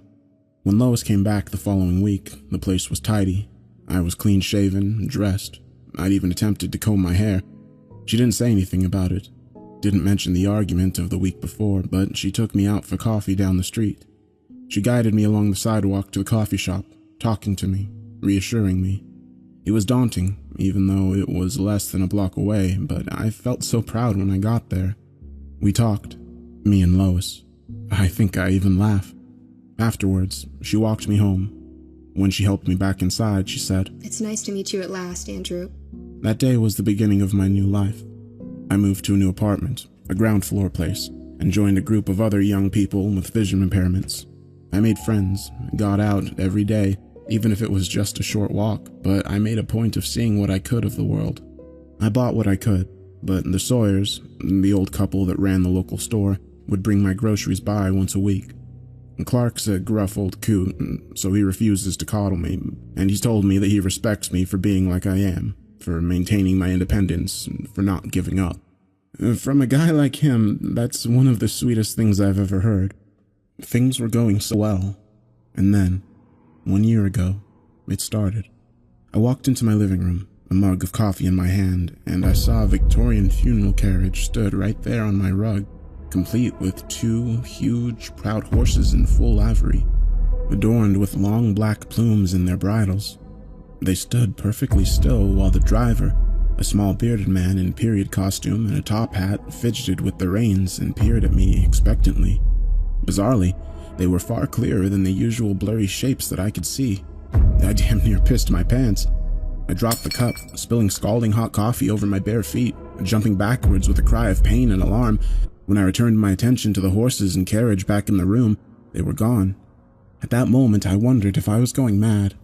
Apparently, most of us do, which is understandable. How would you feel if you'd seen that exact same sight in your home? Unless you're Jack the Ripper, I imagine many of you do not have a coach and horses just lying around. I certainly didn't. Eventually, after much quiet swearing to myself and more than a little self-delusion, I managed to convince myself that I had not seen what I thought I had, that it was merely a vivid daydream. This seemed to work, and I got on with living, even if I entered that same room a little more cautiously in the days that followed. Finally, I forgot about it. 2 weeks later, I saw a giant, floating, swirling orange ball in my bathroom. I damn near pissed myself again. I stood there staring at it. This bizarre, rotating, levitating globe that was a little larger than a beach ball hanging in midair over my tub, open-mouthed for a full 10 seconds before finally screwing my eyelids tightly closed and whispering to myself, "That isn't there. That isn't there." After 5 seconds, I opened my eyes again. It wasn't there. Have you ever had cause to doubt your own sanity, to wonder whether what you perceive is truly there, or if your mind has betrayed you? Honestly, compared to the loss of my vision, the prospect of losing my wits was so much more terrifying. I'd fought against adversity and took pride in the fact that I'm not just a survivor, but somebody who's living his own life. How could I do that if I was insane? I barely slept that night, and I remained jumpy for days afterwards.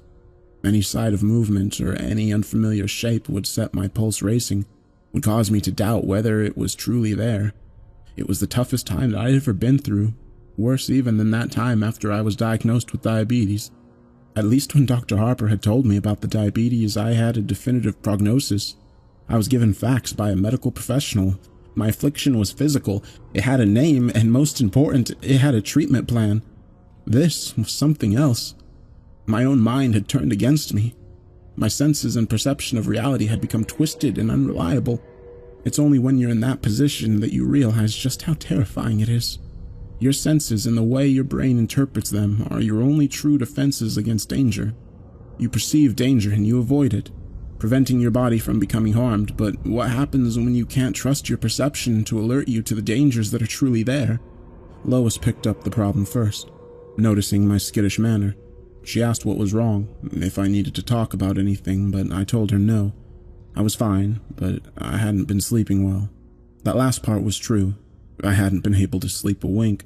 Just the very thought of being institutionalized, spending the rest of my days a sedated, blue pajamas-clad zombie in a white room with only the echoing cries of my fellow inmates for company, had terrified me beyond measure. But what was the alternative? Live life as a risk to myself and others? Ultimately, I chose to ignore it. I reasoned that if I was able to function around other people without them realizing what was going on, that was good enough. A full month passed before the next incident, and I really did think that maybe I'd put this whole mess behind me. With every passing day, my confidence had grown, so that Wednesday morning I'd stepped out onto the sunny street feeling pretty carefree. Each Wednesday I'd treat myself to a latte down at Joe's, the same coffee shop that I'd visited with Lois. It was a custom that gave me a great deal of pleasure, one that had seen me forge friendships with other regulars as well as the staff, including Joe himself. As I made my way down the street, white stick in hand, I glanced about me, taking in the colors and shapes of the world around me. I enjoyed the feel of the sun on my face and the sounds of the birds singing. It was a good day. And then I saw them, a party of pilgrims, 6 of them, all dressed in settler-era attire, sitting cross-legged on the asphalt. They didn't look at me. Instead, they were engaged in a heated yet strangely silent conversation. I froze, staring at them. Still, they argued, gesticulating furiously at one another. However, I couldn't hear their angry voices, despite the fact that, judging by their ill temperament, they must be screaming at one another. Paralyzed by shock, the white stick fell from my numb fingers, clattering onto the sidewalk. I turned to leave, desperate to flee from the haunting sight of the colonists in the road, but I was so panicked, in such a hurry, that I stepped onto my cane. It rolled underfoot, and before I knew it, I pitched over, tumbling to the hard ground below. I didn't quite break my fall in time, banging my cheek hard on the floor and skinning my palm. I heard a cry from a passerby, a friendly, concerned woman who rushed to my side. She knelt beside me, helping me up, applying a Kleenex to my throbbing cheek, which she informed me was now bleeding. I tried to tell her that I was okay. There was nothing to worry about, but this good Samaritan insisted on driving me to Dr. Harper's office to get my injuries looked at. Now I think back to it, I'm pretty sure she knew my obvious distress was nothing to do with the fall. At the time, I was embarrassed and angry, but now I realize I owe her a debt of gratitude. Without her intervention, I don't know how much longer this would have gone before I cracked up and ended up in an asylum after breaking down through sheer stress. Andrew, why don't you tell me what happened? Dr. Harper asked, gently dabbing at my cheek with disinfectant. I explained that I had just lost my balance and that no harm was done, but I think he saw through my feeble protestations to my underlying agitation. He didn't press or force the matter. He simply asked what might have caused my clumsiness. Then he asked how I'd been as of late. When I finished mumbling my way through the most non-committal answer I could muster, he placed a gentle, reassuring hand on my shoulder. Andrew, he repeated gently, why don't you tell me what happened? I burst into tears. I told him how scared I was, how I'd fought so hard for my independence, and now I knew it would be taken from me. He listened patiently, and then asked me to tell him why I ever thought that. I paused then, took a deep breath, and thought about it. This was the point of no return, but really, what other option did I have? So with tears running down my cheeks, I told Dr. Harper everything. I told him about the horse and the carriage, the orange globe, and the pilgrims. I told him how I had been living each day in fear, how I was terrified that I was losing my mind. Dr. Harper thought for a while, and then he said, Andrew, I don't think you're losing your mind. The sense of relief at that moment was so powerful it overwhelmed me, rendering me speechless. You say that even though you've seen these things, you've never heard any noise from them. Have you detected any odors or experienced any other physical sensations, such as touching them? I shook my head no, and he patted my shoulder once again. Andrew, have you ever heard of Charles Bonnet syndrome? He asked. Who? I asked, confused by this sudden, unexpected turn of conversation. Okay, let me explain, Dr. Harper said kindly. Charles Bonnet was a Swiss naturalist who was born in the 1700s. He discovered a curious condition in his elderly grandfather, who was nearly completely blind due to cataracts. The old man regularly experienced visual hallucinations, including random patterns and even people and places. Sound familiar? Yes, I replied, still confused. Am I suffering from dementia? No, Andrew, not at all, Dr. Harper reassured me. Do you know how perception works? In layman's terms, your eyes take in light via the iris and pupil, which is then processed via the retina and translated into electrical signals which are decoded by the brain, which simply organizes these signals into recognizable images. You with me so far? I nodded, finally starting to understand. When the retina becomes detached, such as those that have undergone macular degeneration, those signals become warped and jumbled. Dr. Harper went on. The brain still receives them, so it does its job, translating these distorted signals into an image. It kind of fills the gaps for you. Sometimes it fills these gaps with colors, patterns, creatures, and places that aren't present. And this is called Charles Bonnet syndrome. I nearly wept with relief. So, I'm not mad, I cried. No, not at all, the doctor replied. This is an entirely physical condition. Your mind is in full working order. If you were suffering from any form of mental illness, your delusions wouldn't be limited to just one sense. You'd hear these interlopers, or smell them, even feel them. This is a condition solely related to your eyes, not your brain. As I left Dr. Harper's office, I felt as if a weight had been lifted from my shoulders. Sure, my vision was still an issue, but I knew it was only a problem with my eyes, not my mind. I knew I could handle the situation. I was ready to face the world again. Since then, I've seen plenty of weird visions. I saw a huge waterfall in the park, complete with a hazy mist and butterflies flitting about. I saw a Native American warrior complete with a huge feather headdress sitting at a stool at the counter in the coffee shop. I saw an intricate and quite impossible structure of scaffolding crisscrossing the entire front of my apartment block.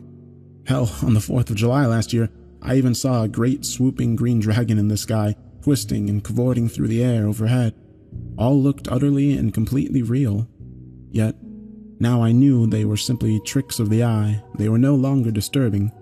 In fact, I actually came to quite enjoy them, even looking at them as unique and entertaining little shows or works of art that existed purely for my pleasure and nobody else's. I came to welcome them. Then, a month ago, I saw her. It was nighttime. It's always nighttime when I see her, and I was just getting ready for bed. I walked into the kitchen to get myself a glass of water and actually cried out in alarm when I spotted the figure in the corner. She was tall, by far the tallest woman I'd ever seen, and even though she stood hunched, she still had at least 6 inches on me. I was used to seeing characters in dated and bizarre dress, but this was different somehow.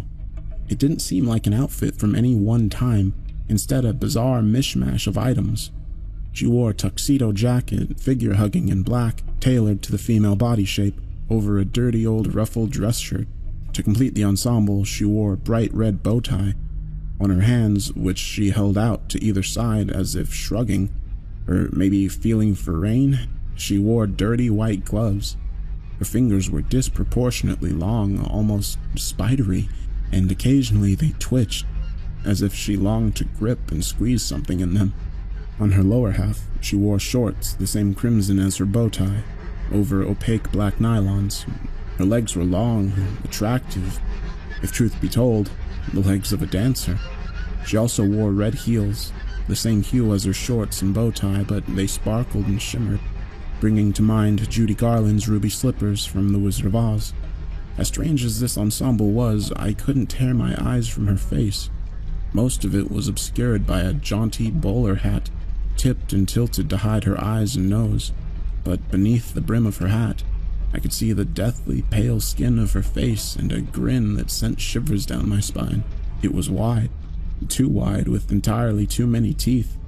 A smile is meant to be an expression of warmth.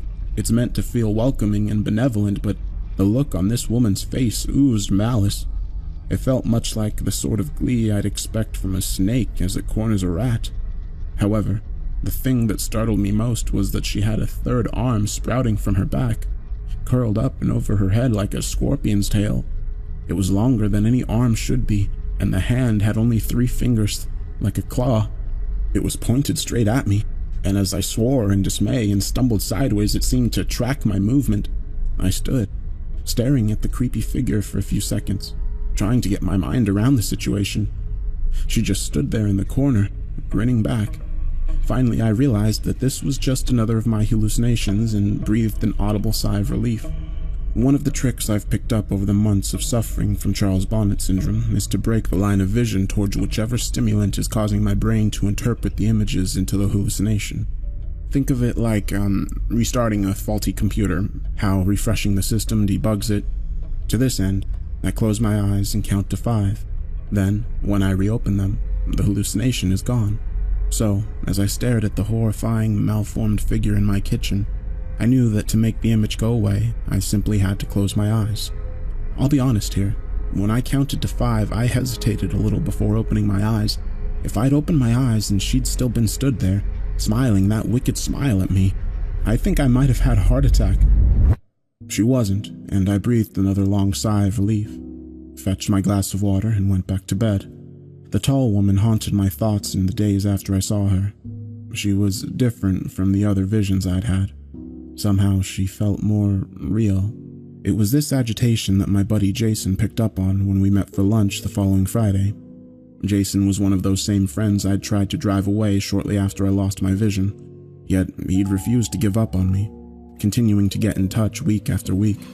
Good friends are hard to come by, but great friends, the ones that will be by your side for life, are even rarer.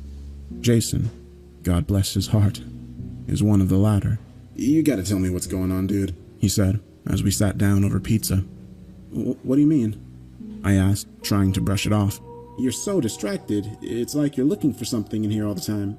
You've eaten like one slice of pizza in the time it's taken me to eat 4, so I repeat, you gotta tell me what's going on, Jason said, waving a slice of pizza around for emphasis. It's nothing, I replied, feeling a little stupid. I just had a hallucination a couple of nights ago that really got to me. I thought you were cool with those now, he asked, putting the slice of pizza down. Yeah, I am. I mean, I was, but this was different, I replied, resigned to talking about it. She scared me. She? Jason asked, his interest clearly piqued. Tell me about it. So I did.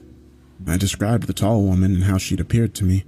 I explained that unlike any of the other hallucinations, she felt more real, and that she was the first to feature such a weird and unsettling mutation.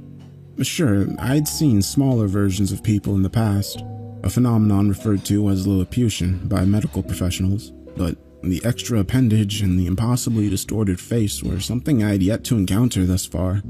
I think it was that, combined with the unnerving, expectant stance, that had disturbed me the most. So, Jason said after I'd finished, you say she had great legs? Shut up, you asshole. I laughed, throwing my napkin at him.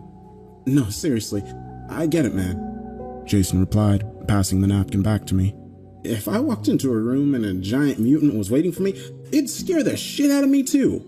But you know what caused you to see this. It's like the coachman and the waterfall you saw. It's a condition that you know you have, and it's one that you know how to deal with, okay? I know, I replied. Thanks, man. You're right. I did feel better too, so I smiled at him, took a big bite of my pizza, and changed the subject, asking him about his Psycho X, a conversation that he was all too happy to dive into. The next time I saw the tall woman was just under a week later. I was brushing my teeth.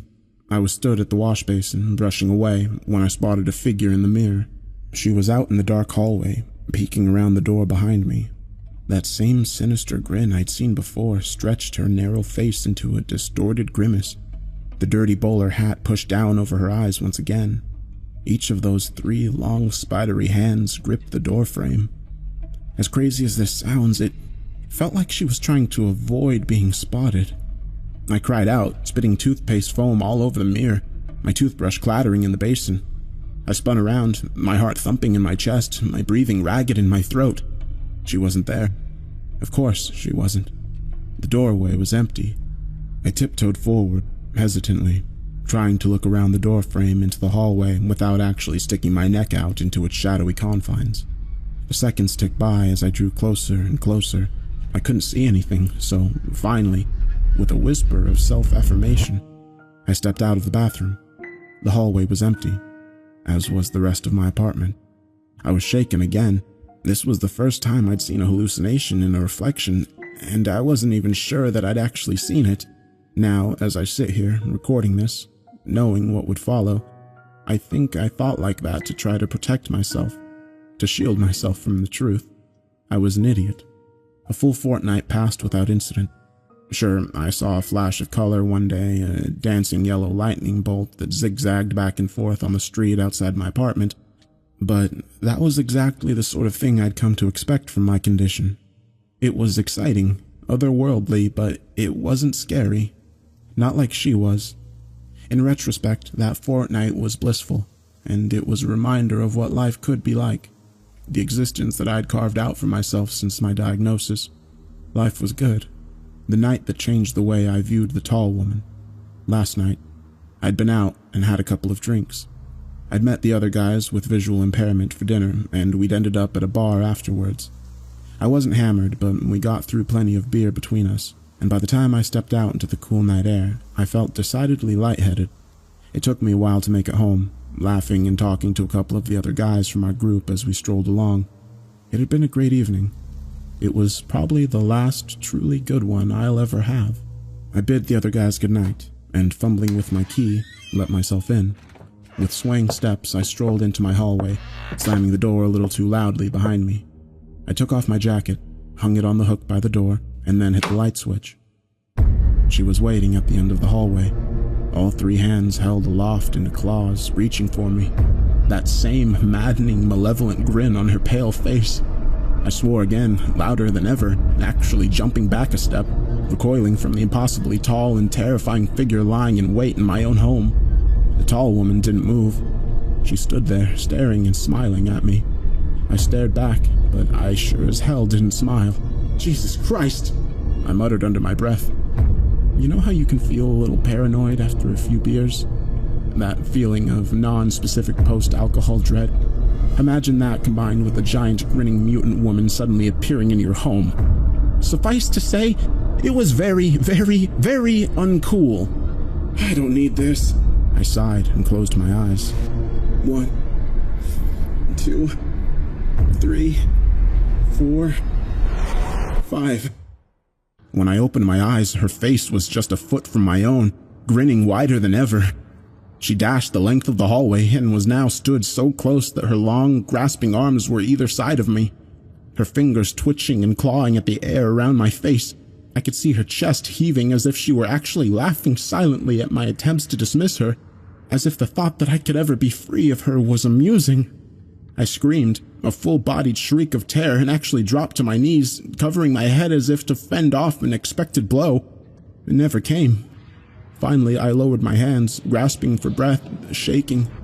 The hallway was empty. The tall woman nowhere to be seen. I stayed there, on my knees for a moment, grasping for breath. Then I was on my feet and I turned and ran, out of the apartment, out of the building, and into the street. I stood there, shivering, terrified beyond reason, without a clue as to what I'd do next. Finally, I pulled my phone from my pocket and I made a phone call. Hey, Andy. What's up? Jason asked. Jason, I need you to come here, I said, sobbing. Jason didn't ask why. He didn't complain. Instead, he simply replied, I'm on my way. Less than 20 minutes later, his car pulled up outside, and he dashed over to the steps outside my building where I was sitting, shivering. He threw his jacket around my shoulders and asked what happened, his voice filled with concern. She's in there, I stammered. The tall woman, she's back. Okay, he said, gently helping me to my feet. Come on, man. Let's go in there and check it out. I wish I could say that I was brave when we went inside, but I'd be lying. I cowered behind Jason, one hand on his shoulder as we made our way through my home. Of course, we didn't find a thing. We're talking a giant mutant woman in a pokey little one-bedroom apartment. Where the hell was she going to hide? Finally, after we checked every single room twice, I had to admit that she was gone. I'm so sorry, man, I apologized, feeling genuinely stupid. I got scared. I'm sorry, man. Hey, forget about it, buddy, Jason said. So, I'm here now. Where do you keep your booze? Half a bottle of bourbon later, we were both feeling pretty talkative. She's, just kind of different, I tried to explain. I get it. It's like you saw something bad and you feel bad and that's bad. He didn't get it. No, she's different, like I've never had a repeat hallucination before and they've never been scary, She's not like the others. Dude, Jason said, taking another sip of bourbon. You've got like Charles Boney syndrome, and you know how that makes you see shit. So? He waved his hand in the air like a magician who just performed a trick. I know. No, listen, Andy, he said. You know what makes you see shit, it's just your eyes, yeah? You didn't hear anything, you didn't feel anything. And this is how that stuff goes. It's your eyes, and I know it's scary, man, but you've been through, like, hell and high water in your life, so you're tough. One of the toughest, bravest guys I know, and you can handle some creepy hallucination bitch. I laughed. I couldn't help it. She is a very creepy hallucination bitch, though, dude. He laughed too, and we both took a drink. That could help, he said, finally, his voice thoughtful. What, drinking? I asked. No, well, yes, it does, he giggled. I mean, like, demystifying her. You should give her a name, something stupid so she's not scary. I've got to say, as much as I like creepy hallucination bitch, that's a bit of a mouthful. I laughed. Yeah, I get that, he replied. Suddenly, something he'd said came back to me. How about Helen? I suggested. Helen Highwater. Awesome. Then he raised his glass. Here's to Helen, buddy. To Helen. I smiled and drained my glass. Jason spent the night on my sofa, mainly because he'd had too much to drink to even think about getting behind the wheel of a vehicle. But honestly, I think the reason he drank so much was so that he'd have an excuse to stay and keep an eye on me. I'm glad he did. Knowing that he was there made me feel safer and I was able to get some sleep. It gave me a sense of security to know that if the strange vision I'd just christened Helen was to appear again, I'd be able to call on him for support. This morning, we both needed support. It feels like a mule kicked me in the head, he groaned when I made my way into the living room. Yep, I replied, my own head thumping. Joe's? Joe's, he replied firmly and staggered to his feet. As we drank strong black coffee and ate muffins, we didn't talk much. Finally, Jason broke the silence. So, you feel cool now? He asked, his mouth still full of blueberry muffin. I nodded. Yeah, I think so. Not still freaked out about you-know-who? He asked. Helen? I replied with a smile. No, I really don't think I am. I reckon I can handle some creepy hallucination, bitch. Good. He laughed, giving me a hearty pat on the back. That's cool, man. I bet you can. Now, as I sit here cowering in my bathroom, too scared to go out into my apartment, I know we were both wrong. About everything. Remember how earlier I told you that the thought of being institutionalized, that the very idea of losing my grasp on reality was the most terrifying thing I could imagine? Now, I'd welcome that, because the alternative is far, far worse. After breakfast, I said goodbye to Jason, and he climbed into his car and drove away. The day passed without incident, and when Lois stopped by this afternoon, she even commented on how upbeat I seemed. You got a lady in your life? She asked casually. I laughed at that, wondered what she'd think if she knew the truth. Yeah, I chuckled. Something like that. Good for you. She sniffed. Make sure you treat her right. That tickled me even more, and I had to bite my lip. Sure, I replied. I'll do my best. Tonight, still a little wiped from the exertions of the previous evening, I decided to turn in early. I brushed my teeth, washed my hands and face, and got changed. Finally, I fetched a glass of water and walked into my bedroom. I climbed into bed, and instantly felt so relaxed. Within mere seconds, I was ready for sleep. That sudden, overwhelming drowsiness that comes when you've spent a whole day keeping sleep at bay. I decided that resistance was futile, and I sat up to switch off the light. I nearly didn't see her, but as I reached for the switch, I caught a glimpse of something out of the corner of my eye.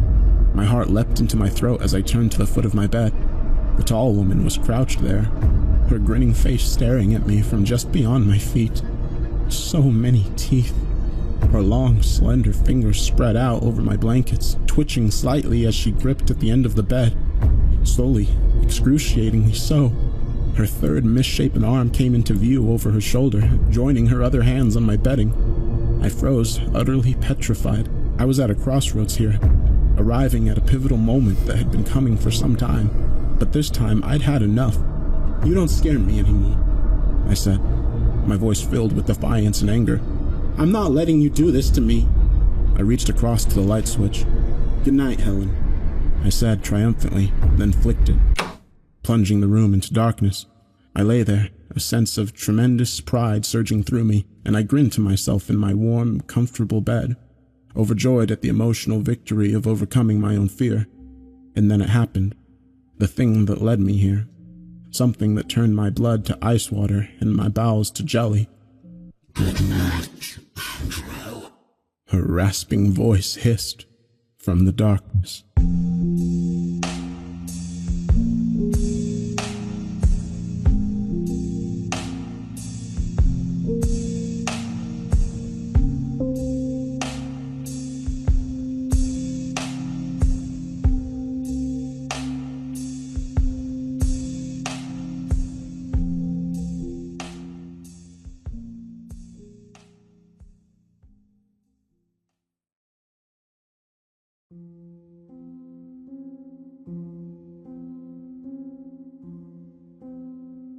I don't need to watch to know where the woman has decided to hide. It's always one of 3 places, and out of those 3, it's usually one specific spot. It's all so predictable. I wouldn't be doing this if I didn't absolutely need to. If I could avoid it, I would. That's always the case. The problem is that I can't, not when my condition reaches this point. I really thought I was going to make it this time. That happens more often than you might think. I managed to get through the past 2 cycles without having to resort to this. I was so close to making it this time as well. Yesterday, my hand started shaking though, and that was soon followed by the sensation of itching in the back of my skull. I knew then that I was out of time. There's no point lamenting what isn't to be. I retrieved the pair of knives from the table. The blades bobbed up and down in the air due to my shaking hands, but I will just have to make them work. I slowly walked down the stairs leading into the main warehouse storage area. This would not be my choice of hunting grounds. Much of the space is taken up by crates and storage containers, and all the doors and windows are chained shut. It creates a claustrophobic environment that offers no chance for escape, which in turn takes away any potential thrill and makes for a tedious experience. Unfortunately, it can't be avoided. I can't take any unnecessary risks, even if that means everything has become repetitive and dull. There was a time that I would have tried to drag this out for as long as possible. That was back when I still believed that I could make all of this mean more than simply fulfilling an unavoidable physical need. I thought that I could force satisfaction from it through ritual. Maybe there was a time when that did work, or at least when I could make myself believe that it did work. Now, though, there's no point. I just want it to be over with. I make my way over to the large stack of crates with the opening between the bottom ones. This is where the majority of people choose to hide once they realize the escape isn't an option. If she isn't here, I'll move on to the storage container with the broken door, and from there, the small office near the large metal doors. Those are the only 3 places in the warehouse where hiding makes sense, so inevitably, one of them is chosen. It's all so predictable. I don't have to check the other 2 hiding spots, because I can see the woman crouched down in the shadows between the crates. I sigh. Of course she is. This isn't some random woman. She is the chef and owner of one of the best restaurants in town. I stopped in to dine there earlier in the evening, and the pork I had eaten had been exquisitely prepared. The meal had been the highlight of my evening. I had hoped that I would be able to spare her. She had sent her staff home when she had closed the restaurant for the night, though, and she had stayed late alone to do the final bits of cleaning. With no time to find someone else, my hands had been tied. She looked up at me with wide-eyed terror as I approached. It doesn't have to take long or be overly painful. I'll finish this quickly. I owe her that much for the pleasant meal. Television shows and movies would have you believe that people start screaming at the top of their lungs or try to fight back when their would-be killer approaches. I found that's not typically the case. Oh, it does happen from time to time, but usually they behave the way that this woman is. She is frozen in fear, her mouth moving but no sounds coming out. I suppose that this kind of reaction should make me feel powerful, maybe dominant. It does nothing for me. I hunch over slightly to enter the small opening. She's whimpering now, but I ignore it as I raise the knives. The shaking in my hands is worse now, and it's all I can do to keep my fingers wrapped around the wooden handles. I need to get this done quickly. The knives plunge into her body, and for the first time she screams. I swear loudly as blood leaks out onto my hands. The blades haven't gone into the points that I intended them to. I had tried to make the stabbing lethal so that she wouldn't have to suffer. Now I have to do things the messy way. I pull the knives free. I've waited too long and my hands are shaking uncontrollably now. I have to forget the original plan and improvise. Tossing one of the knives back behind me, I wrap both hands around the handle of the one that I'm still holding. This is a bit better. I definitely have more control over the weapon, even if I can't hold it perfectly steady. The woman is still stunned from the initial attack. I don't think it's registered through the shock that she's been stabbed. She stares at me blankly as her hands press against the pair of wounds. Before she can recover, I thrust the knife forward, and this time my aim is true. The metal slides into her chest, and I feel it pierce through her heart. I make sure to remove it instead of leaving it in. That way, the bleeding will increase and death will come faster. I sigh again as I back out of the space between the crates and walk away. She's not dead yet, but she will be in just a few minutes. I've been doing this long enough to know when a wound is fatal. There's no point in standing around and watching the inevitable. I hold out my hands in front of me. They're still shaking, but the tremors are smaller and easily managed. The itching is gone from the back of my head. It's an improvement, albeit a minor one. It's just so unsatisfying. It never feels the same way that it does during that incredible final night of the cycle. My dissatisfaction is quickly being replaced by anger. Why can't it ever feel the same?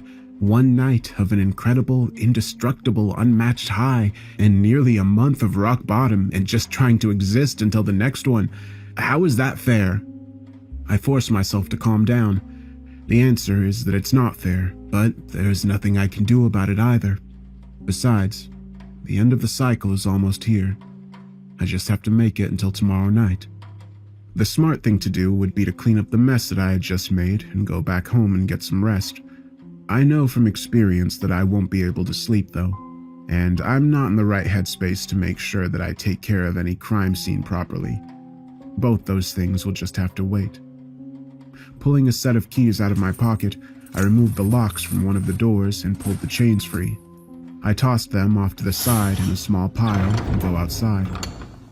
The cold winter wind immediately assaults me, and I grit my teeth as I wish that I hadn't left my coat inside. Before I leave, I go around the side of the warehouse until I reach a spigot. I turn the valve, and freezing water starts pouring out of it. As quickly as I can, I wash the blood off of my hands and dry them on the legs of my jeans. I let the water run long enough to allow the ichor to flow into a nearby storm drain, then close the valve once again. A light drizzle begins to fall as I walk towards town. The warehouse that I use is located at an old dockyard that hasn't been in service for years. I don't own it, and the various cargo items inside aren't mine, but somewhere along the way, the actual owner stopped caring about it and left it to rot. I look around at the other buildings that I'm walking past. They're all in various states of decay. I often wonder what happened here to make so many people walk away at the same time and leave so much merchandise behind. Having such a large area to myself, especially one that includes more contained sections throughout the site, has been extremely useful. No one is in the area to hear any noises from either myself or my guests, and there's no security that might accidentally stumble onto my activities. It's basically the perfect environment. I grit my teeth. Except, it isn't perfect, is it? If it was, maybe I wouldn't feel so hollow when I treat my condition. Maybe I need a challenge, and this place is making everything all too easy. I shake my head firmly. That isn't it. I know that it isn't. The abandoned dockyard gives me safety when I otherwise wouldn't have it. I'm just irritable and lashing out. Another wonderful side effect of my condition. My car is parked at the edge of the dockyard. I ignore it and continue on foot. I've found that the best way to prolong the effects of the treatment is to remain active. The physical activity helps to distract from the return of my symptoms, at least for a short while. I check my watch. About 20 hours left. Damn. The road leading away from the docks is empty. That's no surprise, as there's nothing else out this way. There's no reason for anyone else but myself to be here. I walk down the middle of the road instead of off to one side. In a very real sense, this is my own personal domain. I walk for over 2 miles before I reach an intersection. I continue forward without so much as a glance to either side. Both the left and right paths lead to highways. The direction I'm headed in goes into town. Before it does, though, it leads right past a smaller diner that's open all night. That's where I'm going. After another mile, I arrive at the diner. I'm pleased to see that there are only 2 cars in the parking lot. I go inside and sit down at a booth in the corner. I'm alone in the eating area. The cars must belong to employees. Speak of the devil, a woman comes out of the kitchen and gives me a smile. I see the smile slip a bit. It wasn't by much, but I definitely saw it. Do I still have some blood on me that I missed? Looks like you got caught outside in this lovely weather. Did your car break down or something? A truck, actually. I lie easily, my worries dissipating. Just down at the 219 ramp. I called it in, but I can't get anyone out till the morning. I had to walk here. I wasn't born a good liar. Quite the opposite, actually. I was terrible at it as a child, and every time that I attempted lying, I would be caught. I've developed the skill over the years. It's been a necessity that I do so. Now I do it as needed without even thinking about it. I order a cup of coffee to start before asking to see the menu. I smell a fresh pot brewing somewhere nearby, and my walk through the cold and rainy night has chilled me to the bone. I avoid caffeine most of the time, but I'm willing to make an exception on this particular occasion. When the waitress returns with the drink, I order something off the menu. It's some sort of sandwich, but I'm not sure which one. I just point at a line, and she nods before going back to the kitchen. I'm not actually hungry. I know that I need to eat, though. My body needs as many calories as possible during the final phase of the cycle. The coffee helps get the chill out of my body. That, combined with time having passed since the kill, makes me feel more like myself than I have in days. It won't last. It never does. But for the moment, I don't want to focus on that. I sit in the uncomfortable booth for a little over an hour, slowly eating my rather mediocre chicken sandwich and drinking progressively worse cups of coffee. Eventually, it's time for me to go. The diner is only a few miles from the dockyard, and I don't want to leave too much of an impression on the waitress just in case something happens down the line. The waitress brings me the check, and as she does, she offers to give me a ride back to my non-existent truck. I give her a smile and politely decline, telling her that I've been stuck inside all day and it feels good to be able to walk around and stretch. She glances out at the still falling rain and asks if I'm sure. I assure her that I am. As she's walking back towards the kitchen, I feel the familiar itching in the back of my head. No, this is too soon. I've never had the itching come back just hours after making a kill. It's always a few days at the very least before I start to notice it. I sit still in the booth, the pin-like pricks working their way up and down my skull. Something is very wrong. Usually the itching starts out so faintly that it's barely noticeable.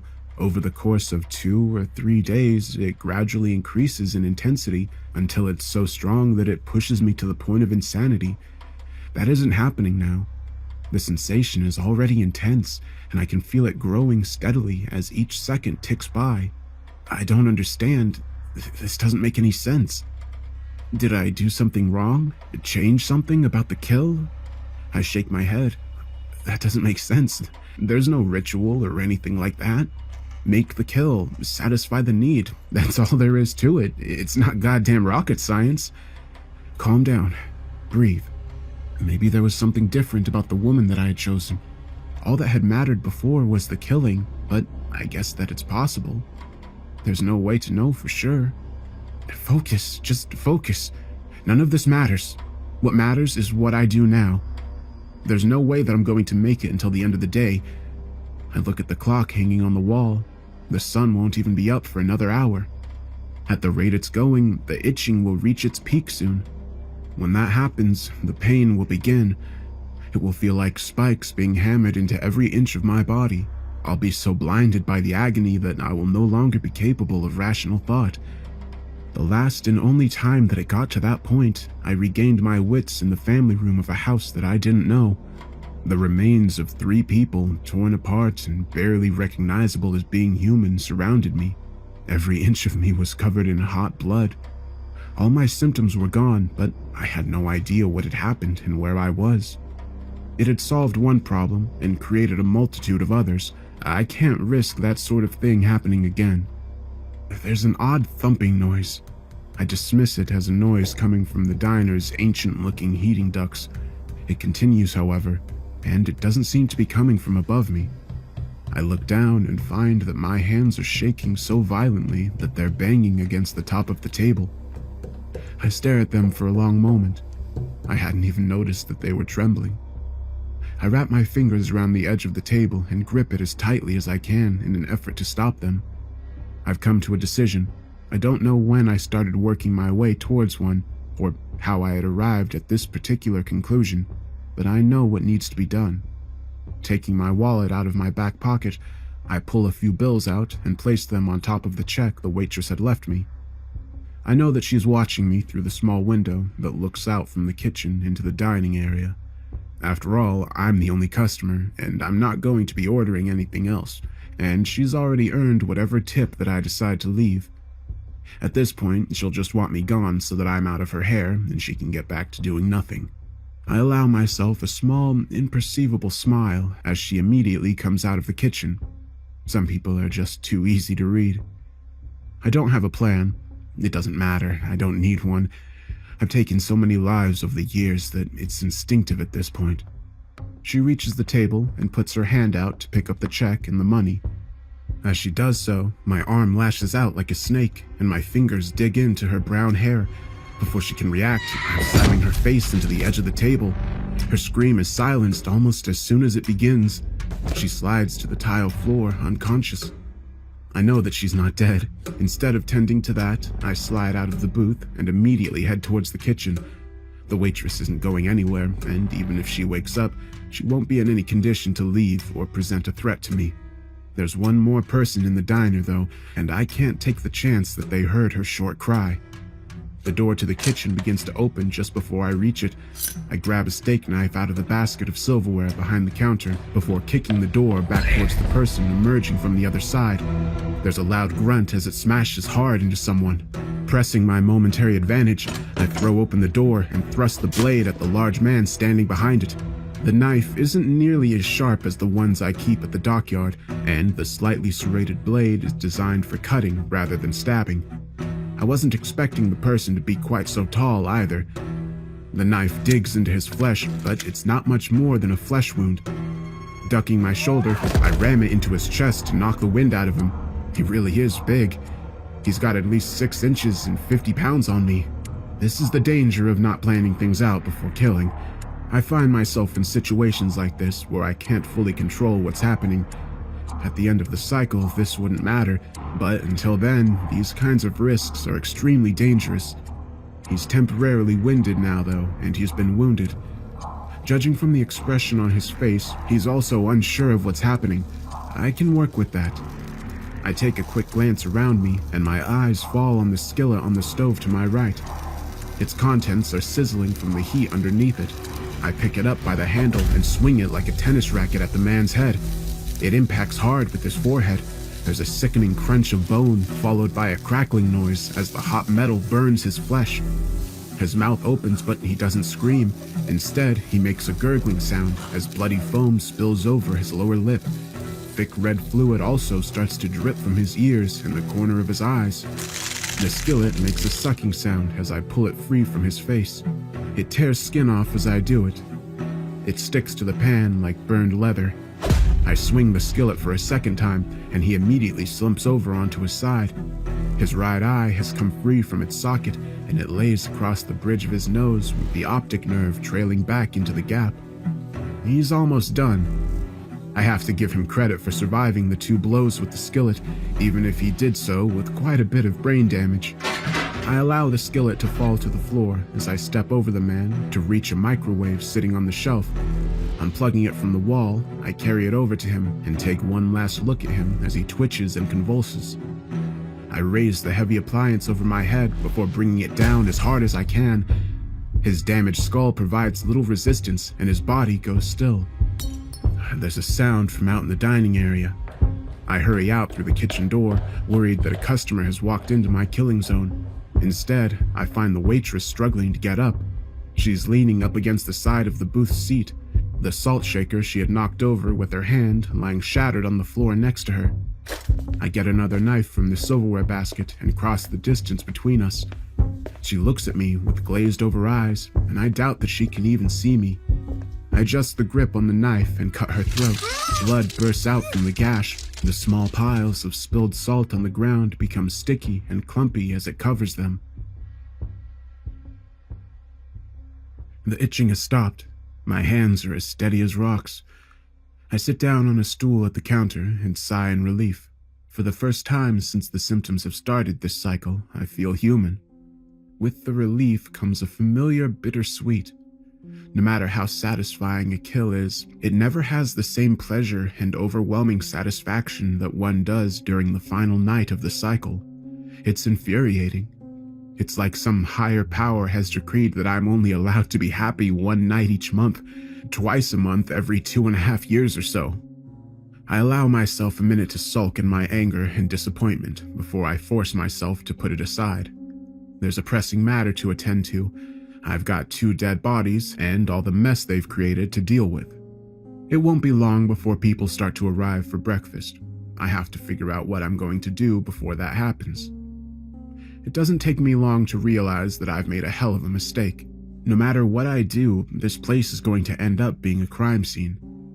Since it's only a few miles from the dockyard, the police are bound to search it. When they do, they'll find the woman that I killed earlier, likely along with evidence of previous kills as well. I don't have any choice but to abandon the dockyard and move on to somewhere else, probably another state entirely. I look up at the ceiling. Definitely another state. Fine, if that's what I have to do, it's what I have to do. Going back around the counter, I open the cash register and take the small amount of money it contains. I also go into the kitchen and take the money from the cook's wallet, as well as a set of car keys from his other pocket. It doesn't end up being much in total, but it's better than nothing. I just have to make it through the day. If I can do that, I can end the cycle tonight in a different place before continuing on my own in the morning. I just have to make it through the day. The kitchen provides me with the answer I need for covering my tracks. There is an exposed gas line that runs through the kitchen, covering my mouth. I break a section of the line before quickly making sure the pilot light in the stove is still burning. Good. I've broken a second line, not the main line. I leave the diner through the front door. There's still no one in the parking lot, and there isn't any traffic on the road either. I try the key that I took from the cook in the small white car first, but it doesn't fit the lock. It slides easily into the driver's side door of the red pickup though, so I get in and start the engine. The rain has stopped, and the first hints of the rising sun can be seen in the distance as I turn onto the road and head away from town. After less than a minute of driving, I see what appears to be the light of a second sunrise in the rearview mirror. I nod to myself. It won't be long before the fire at the dinner is completely out of control, if it isn't already. At the very least, it will take the authorities a couple of days to dig through the rubble and ashes. Even if they somehow manage to find enough evidence to piece together what happened, I'll be long gone before then. The only thing working against me is the truck that I'm driving. It won't take the police long to figure out that it's missing. If they do that fast enough, they'll be able to get word across the state with the make, model, and license plate number. That could lead to disaster. Luckily, I don't have to stay in this pickup for long. I drive back towards the dock, going as fast as I dare on the slick pavement. I reach my destination without incident and pull the truck up to the edge of one of the concrete docks before putting it in neutral and getting out. I try to push the pickup off the edge of the dock, but I'm barely able to get it to budge. I get down lower and press my back up against the tailgate as I push as hard as I can. It eventually starts rolling forward. There's a crash of metal as the front wheels go over the edge. I nearly fall as the weight of the front end does the rest of the work for me. The truck slides into the dark water and sinks below the surface. I give myself a few moments to rest before dusting myself off and hurrying over to the car that I parked at the dockyard earlier. It's a black 4-door sedan, the kind that countless people drive in every city in the country. I check to make sure that my backpack is still in the passenger seat before opening the truck and retrieving a duffel bag. I change out of my blood-stained clothes and into fresh ones before getting into the car and leaving the dockyard. This time, I turn right on the 4-way intersection instead of continuing towards town. My plan is to put as many miles between here and me that I can by mid-afternoon, then find a place where I can complete the cycle. I fish my phone out of the car's glove box and bring up the map app. The phone is a prepaid one, of course, and I purchased it under a fake name. There are a dozen other ones in the car trunk and one in the backpack, all of which still have their packages and are listed under different names. The map confirms what I already thought. If I stay on the highway and don't make any stops, I can be out of Minnesota and into North Dakota by 9 o'clock. That should give me more than enough time to get myself oriented and figure out where I would spend the night. So that's what I do. Ignoring the fatigue that creeps in, I drive towards the state border, making sure to keep my speed at or under the limit to avoid the possibility of being pulled over. I have to resist the urge to go faster. While I know sticking to the speed limit is the smart play, I'm anxious to reach my destination. I almost nod off twice during the drive. Now that the symptoms of my condition are gone, at least for now, my body is more relaxed than it has been in quite a while.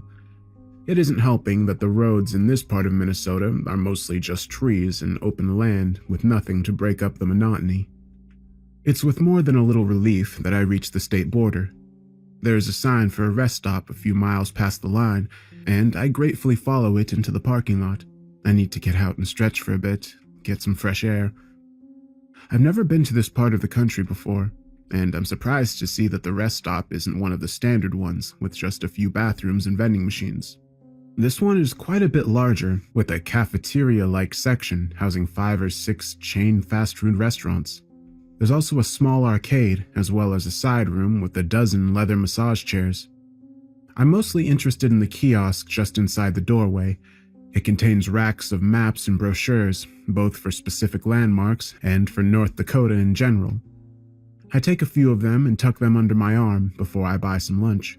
Once I have my burgers and drink, I pick a table in the corner away from the other people and open up one of the maps. I'm looking for a town to use for the night. It has to fit some specific criteria, though. It needs to have a large enough population to be worthwhile, but also not so large that it has a major police presence. The police aren't a concern during the final night of the cycle. I'm worried about what could happen the next day. I also prefer the towns that are isolated. The more that things are contained, the better. There don't seem to be many options that meet my needs. I'm starting to think I'm going to have to go with something less than ideal. I've had to do that in the past. Never on this short of notice, though. I don't like going into something blind. It's not looking like there's a choice, though. Wait, there. A small town about 100 miles from where I'm at. With enough clustered streets on the map to imply at least a decent-sized population. I pulled the town up on my phone and confirmed that this is indeed the case. Broken Bend, North Dakota. Finishing my food, I toss the wrappers and map in a trash can. I make sure that I have the directions to my new destination before I leave.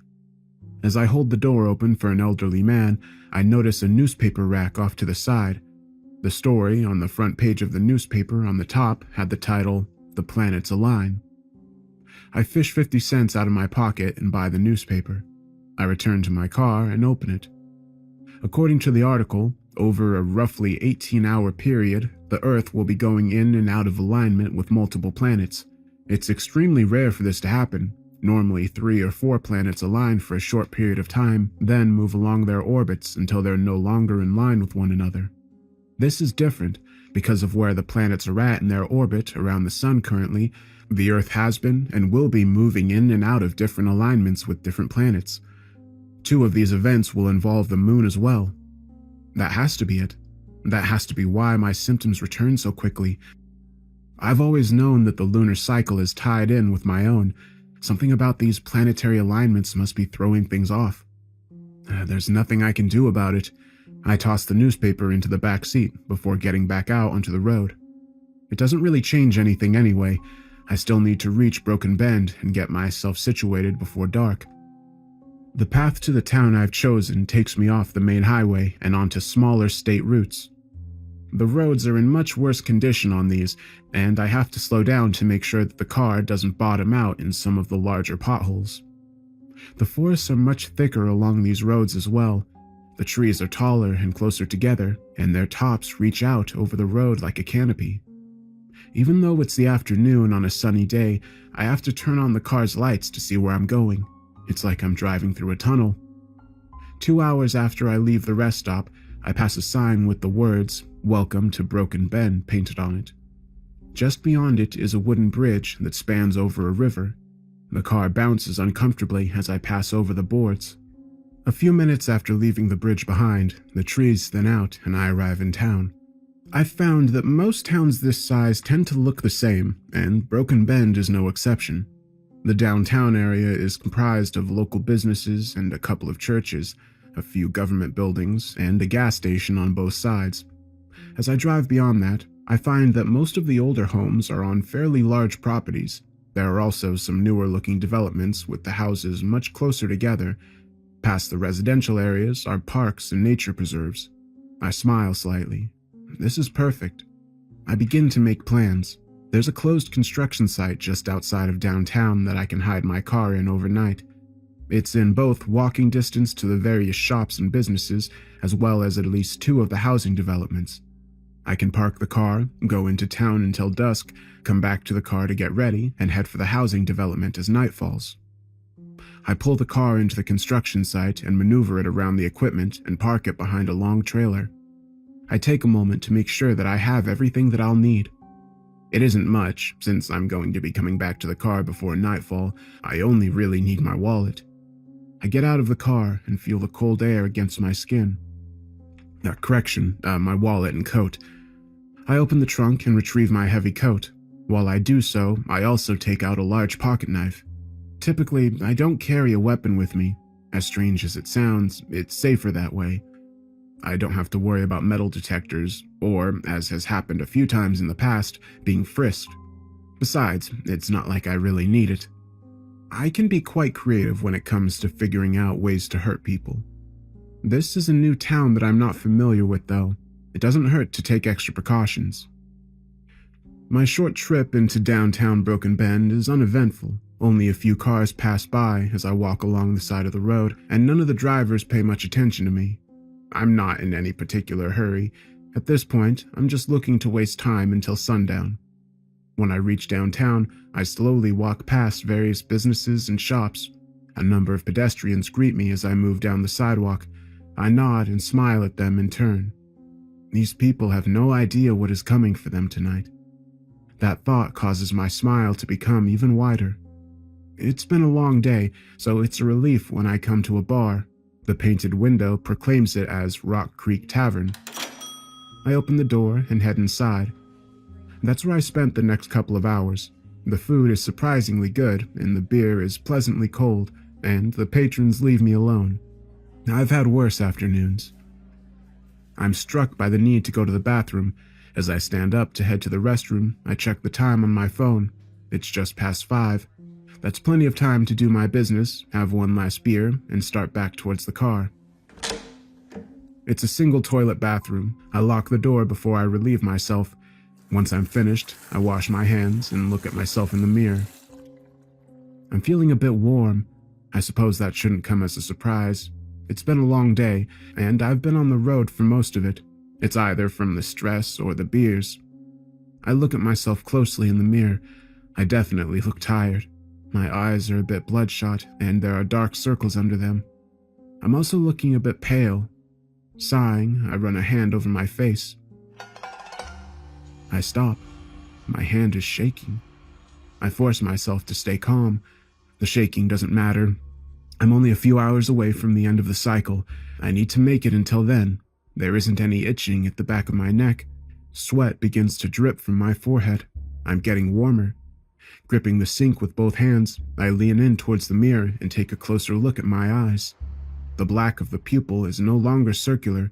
Instead, it resembles a blot of ink that has run out across the blue iris. It's happening. The end of the cycle has arrived.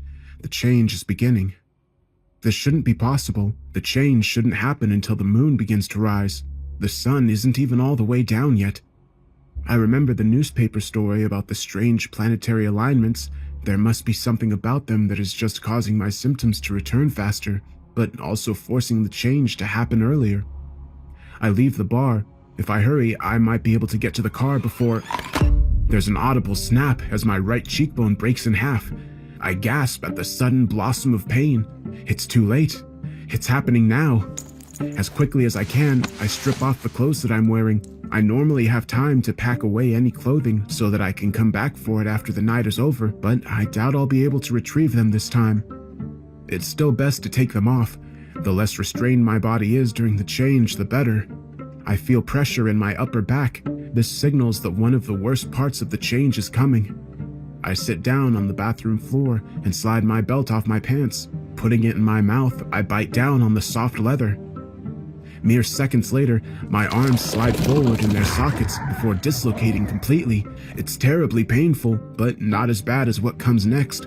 I lean back against the wall and close my eyes. My jaw pressed into my belt so hard that my gums hurt as my leg bones jerk out of place. I nearly black out as my spine pops and cracks, creating a steep curve near the top. Saliva and dark blood are leaking out around the belt from my mouth. More of it comes pouring out as the front of my skull starts breaking into pieces and my ribs pull apart further. I feel like I'm on fire, but I know that the worst is almost here. During this part of the change, my pain is doubled. This is because I have twice the amount of nerves in my body, the ones running to my current shell and the ones attached to what's emerging. All of them are screaming in agony as they're stretched and mangled and torn. There is no thought or reason. There is only the torture, deep and infinite. I'm so lost in the void of torment that I can no longer register the individual changes that are happening. Everything is merely a part of the overall torment. I float in the agony as it engulfs me. Moments pass, years maybe. It's impossible to tell. Time has no meaning now, only pain exists. Suddenly, mercifully, there is relief. My outer skin tears open as my new body emerges from underneath it. The belt falls from my mouth as I pant heavily. It's like an unbearable pressure has been released. There are small stabs of discomfort as the change is completed, but it's barely noticeable when compared to what I've just gone through. The last of my bones lock into place, and I can feel my rational mind beginning to slip. In moments, it will be secondary to instinct. I never lose my mind completely. I'm fully conscious of what I'm doing. It just doesn't matter. I get to my feet. Everything feels so different now. Powerful. I can't believe that I ever managed to stand on my weak human legs. I catch a glimpse of myself in the mirror. The face of a wolf stares back at me. It is thin and gaunt. The skin stretched tight against the face and muzzle. The black fur is matted down with blood. I pull a loose strip of ruined flesh off the bottom of my jaw. Movies, television, books, legends, they're all wrong about werewolves. There's a resemblance to wolves after the change, yes, especially in the face, but that resemblance only goes so far. My body is far more skeletal and thin than the popular interpretations. Certain parts of me, like my clawed fingers, appear almost delicate. I don't have a tail, and my long muzzle contains multiple rows of teeth. It's my eyes that tell the true story. They are completely black, with pinpricks of red light barely visible in their depths. To look into them is to know fear. It's to know death. I hear movement out in the bar, and I turn away from the mirror. My senses are heightened far beyond what a human is capable of. I hear a stool pulling away from the bar. I can smell the scent of beer wafting in from under the door. I can see every crack and imperfection on the tiled bathroom wall. I feel alive in a way that I never do except when the wolf comes out to play. I take one last look around the bathroom. There is blood everywhere, and pieces of my human skin cover the floor. Even though it's my own blood, the smell of it excites me. I bare my teeth and turn back to the bathroom door. Finally, after all this time, the hunt is finally here. The door explodes into a shower of splinters as I burst through it. There's a man standing nearby in the short hallway, a half-filled glass in his hand. His eyes grow wide with shock. Before he can say or do anything, my right arm is swinging towards him. The claws slide through his skin, muscle, and bone as though they offer no resistance at all. His body splits into two pieces and falls to the ground in a heap. My heightened senses enhanced every moment of the kill. It's a pleasure that goes beyond the effects of any drug. More. I need more. There are screams coming from the main room. Bar patrons are staring at me in surprise and horror, and some are fleeing towards the door. I take 2 strides before leaping over their heads and landing between them and the exit. No one leaves. This is my moment. One of the customers swings a clumsy punch at me. I open my jaws to expose my rows of teeth and bite down into the flesh of his arm. The razor-sharp fangs sink in deep. With a twist of my head, I tear off the arm and fling it up against the far wall. The blood running down my throat tastes incredible. I'm a flurry of suffering and death. Throats are torn, limbs are severed, lives are ended. Each kill increases my need for more. I revel as I rip apart the bar patrons. I am the god of the hunt, and it is my purpose to reap the prey. The man behind the bar has a gun. He brings it up and fires once, twice, a third time. All shots are true. I feel the impact of the bullets as they strike my skin. The metal is hot, and it singes the tips of my fur. My mouth opens slightly as a grin spreads across my face. I jump onto the bar and snap my mouth around the side of his head. For a moment, I let him struggle, my teeth piercing his skin as he tries to free himself. Now he understands his place in the order of things. His struggling ends as I clamp my jaws closed. Music plays from the jukebox in the corner of the bar as I survey the room. The Rock Creek Tavern is now a monument to carnage. The scent of death fills my nostrils as I bask in the pleasures of the kill. I raise my head towards the ceiling and howl triumphantly. A werewolf's howl is not like a wolf's. It is an inhuman sound, a deep guttural call that spreads fear to all that hear it. It is the sound of hell's gates being opened. I need more. The hunt has just begun, and I intend to make the most out of every second. I go out the front door and into the streets. People immediately begin to scream, but I ignore them for the moment. The sun is just beginning to set in the distance. The sky is filled with splashes of red and thick purples.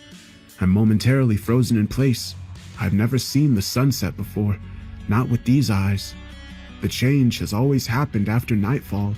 Even through my frenzy, the beauty of the scene before me is striking.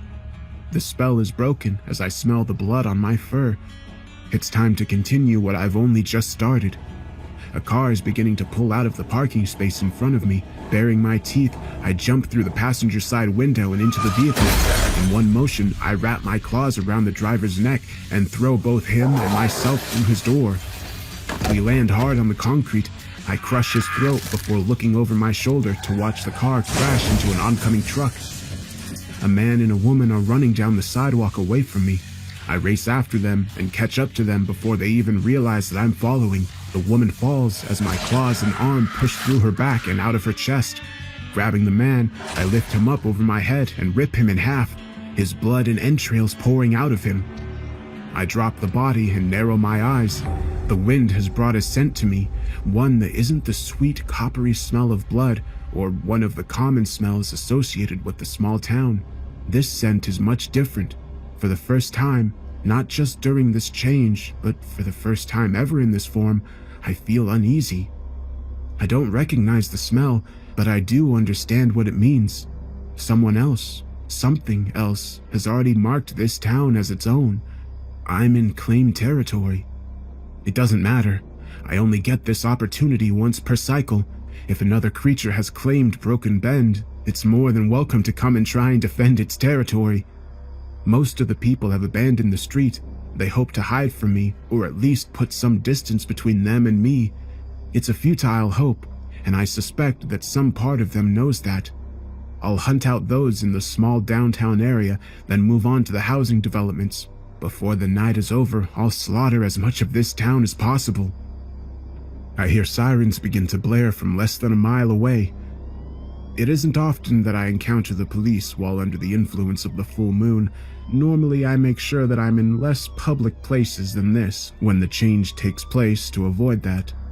The changes to my cycle from the planetary alignment is making this night far more complicated than it usually is. I bare my teeth, unable to contain my excitement. It's been so long since my prey has tried to resist its slaughter. I've missed the thrills of this so damn much. The first of the police cars comes around the corner. I grab a nearby mailbox and tear it free from the heavy bolts attaching it to the sidewalk. With one arm, I fling it into the approaching car's windshield. It shatters the glass and smashes into the upper body of the driver. The car veers wildly to the right and crashes into the side of a store. The sun has set now, and the sky is growing darker. A second police car comes into view. its red and blue lights flashing and its siren shrieking. It stops a block away from me and 2 officers get out. Using their car doors as shields, they pull their guns free from their holsters. I begin running towards them, my jaws gnashing and my claws flexing eagerly. I get about halfway before I stop. The air is full of the smell of the other creature. It's stronger now, no longer the lingering scent of something that previously passed through, but instead, the fresh odor of something approaching. I ignore the officers and inhale deeply. It's coming from upwind. Either this creature doesn't know that I'm here, or it doesn't care that it's announcing its presence to me. There's something about the scent that makes me feel unsettled. Even though I don't recognize it, it's like some primal part of me, some past memory buried in my werewolf biology knows that it means danger is near. I know that there are other unnatural beings out in the world. I've encountered a few over the years, but none of them have triggered this sort of response in me. I was the alpha predator. Nothing was above me in the food chain. The hairs along my back stand up as the smells continue to grow stronger. I try to tell myself that these feelings are only a result of the unusual circumstances surrounding tonight's change. My instincts know that this isn't true. The officers begin to fire their guns. I barely notice as some of the shots strike me. I concentrate on the smell, trying to decipher what I can from it. Thoughts begin to flash through my head. No, not thoughts, more like impressions. The scent makes me think of the dark, cold waters of the deepest oceans, the still and silent darkness down far below the surface. At the same time, I am reminded of the vast night sky, of the vast emptiness between stars. The images flash through my mind quickly, like single frames of movie film in a projector. There is madness in them. Fog is starting to fill the streets. It is cool and thick, and it makes my skin feel greasy. It has come out of nowhere and is rapidly becoming too dense to see through. It smells the same as the approaching creature. The police officers have stopped shooting at me. I turn my head toward them and find that they are no longer pointing their guns at me. Instead, they are standing perfectly still, their faces blank as they each point the index finger of their left hands towards me. I've never seen anything like it before. People that have been hiding from me inside the businesses are now coming back outside. Each of them has the same blank look on their faces as the officers, and they're all pointing at me in the same way. I growl at them in warning. All of them no longer smell human, and instead reek of the scent of the fog. My instincts scream at me that I need to abandon my hunt and escape. Whatever is coming for me isn't just unnatural, it's not of this world. I shake my head in frustration. This is my night, this is my hunt, and it is my right to spill blood and feast on flesh. I hear the creature coming. It's close. If it wasn't for the fog, I would be able to see it already. It sounds... I don't know how to describe it. The closest word I can think of is wet. I look around at the gathered people as a realization comes to me. This isn't just some other creature's territory. This territory is part of the creature. I've come to a long, conquered town. All the citizens are extensions of its will. My bloodlust melts away. If I remain, it will take me as well. I run, moving on all fours to get away as fast as possible. The scent of the creature rapidly fades into the distance. It's not following me, at least not at any significant speed. Its smell is still around me though, and it's closing in from both sides and in front of me. The fog is expanding outward, and more people are coming out of their shops and homes. The otherworldly creature doesn't believe that it needs to personally come for me. It thinks that it can tighten a noose around me with its followers. If I was human, I would get back in my car and drive out of town. In this form, I don't have that option.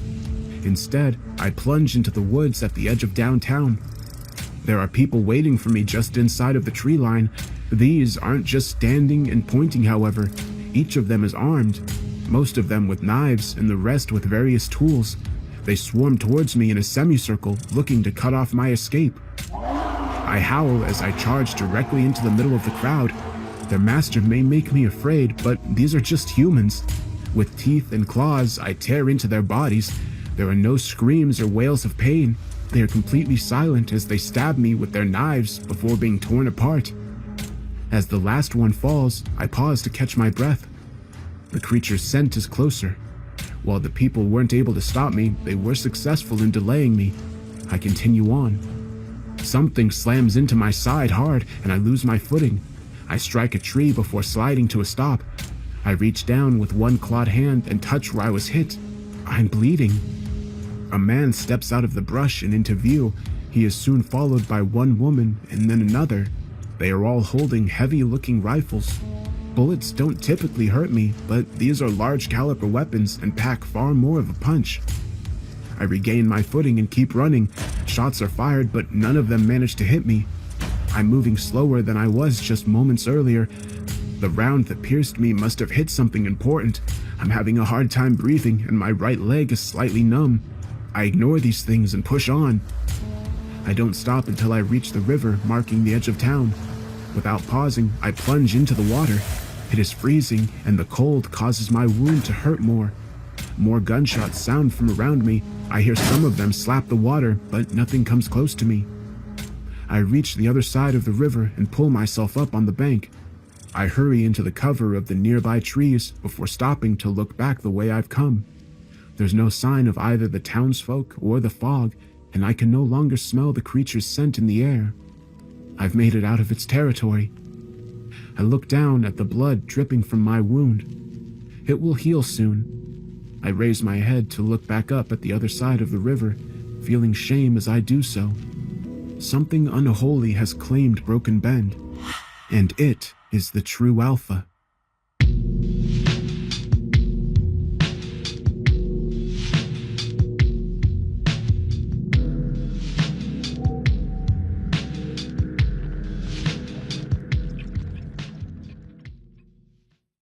January 30th, 2006. I finally went to the doctor. I told her about everything that has been happening to me. After having a CT scan, an MRI, and some blood tests done, it was determined that everything seems normal. My doctor has recommended that I keep a journal to keep track of my symptoms, which she believes is due to stress. Basically, I'm forgetting things. I forget where I place my keys, or I'll forget my appointments, or I'll forget the stove's on, things like that. But now I've also started forgetting words. I tend to replace words with the wrong ones. So instead of saying, for example, I need to take my aspirin, I will say, I need to take my orange juice. This will be my first entry, so we'll see how this goes. February 13th, 2006. I keep exchanging the word dog with neighbor. An example of what I've said. I took my neighbor for a walk today.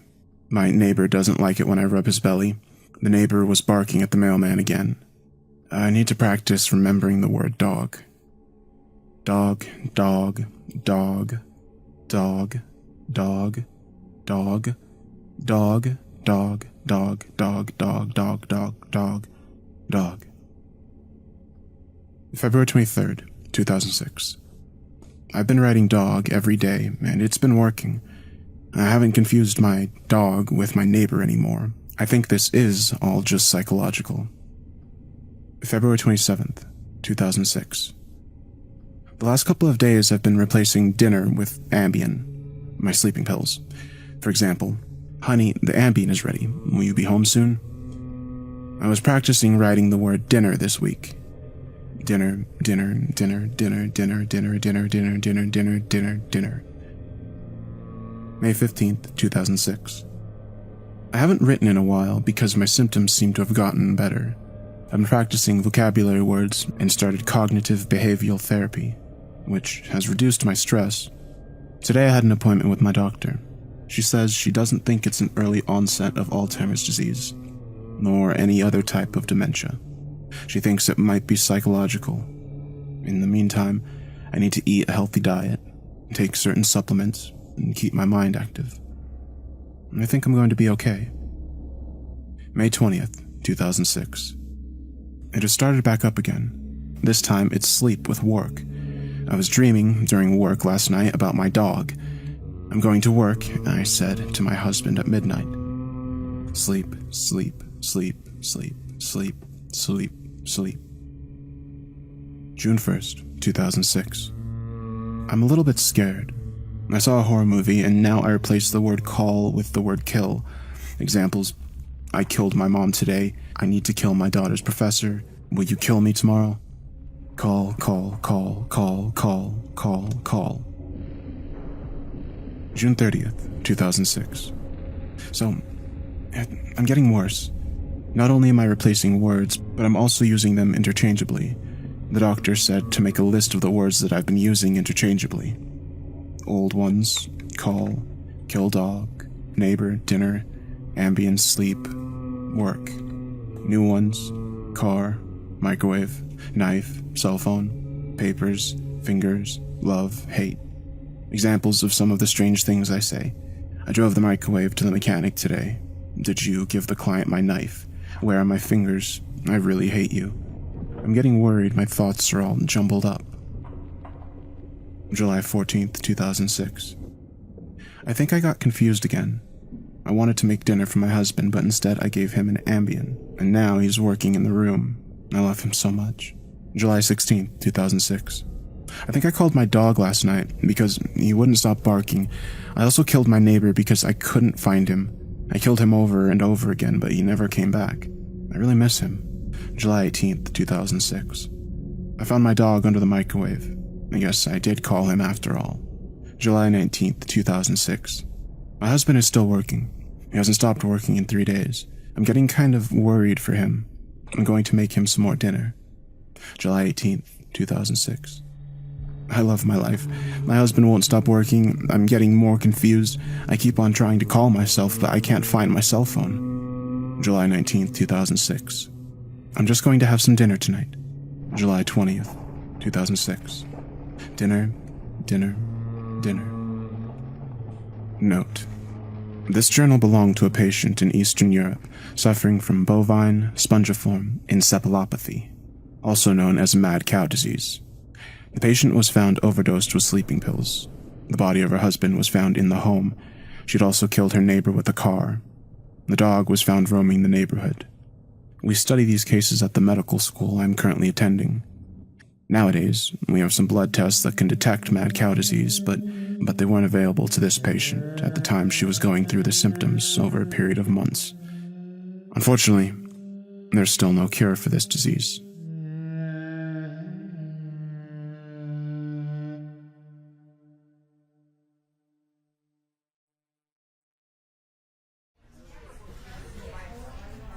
I died for the first time on the 18th of August, 2006.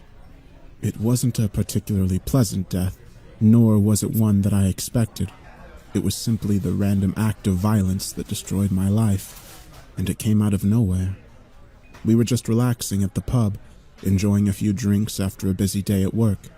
It was my turn to buy a round of drinks, so I was trying to get the attention of the bartender. I felt someone punch me in the side. At first, I thought someone had just hit me, but then I felt the warmth and the rapid stream of blood pouring down my shirt. I realized then and there that I'd actually gotten stabbed.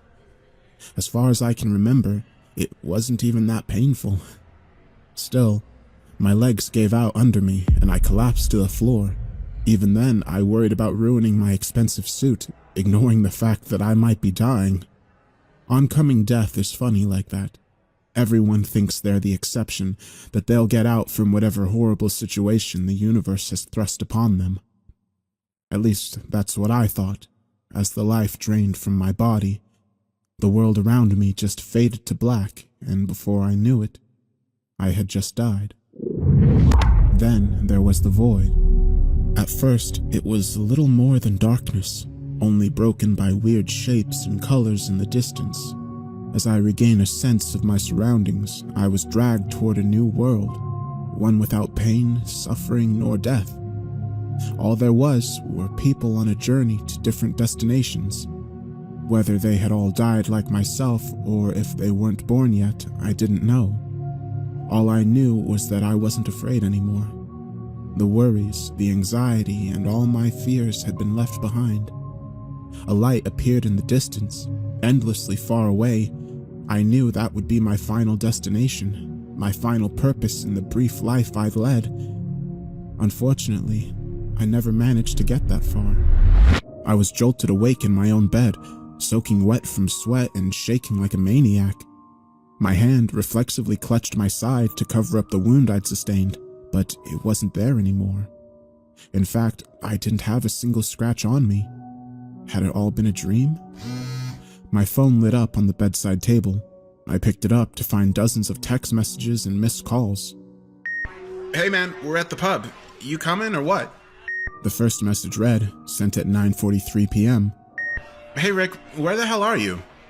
The second message said, sent at 10:23 p.m. Then there were a couple of phone calls and another message.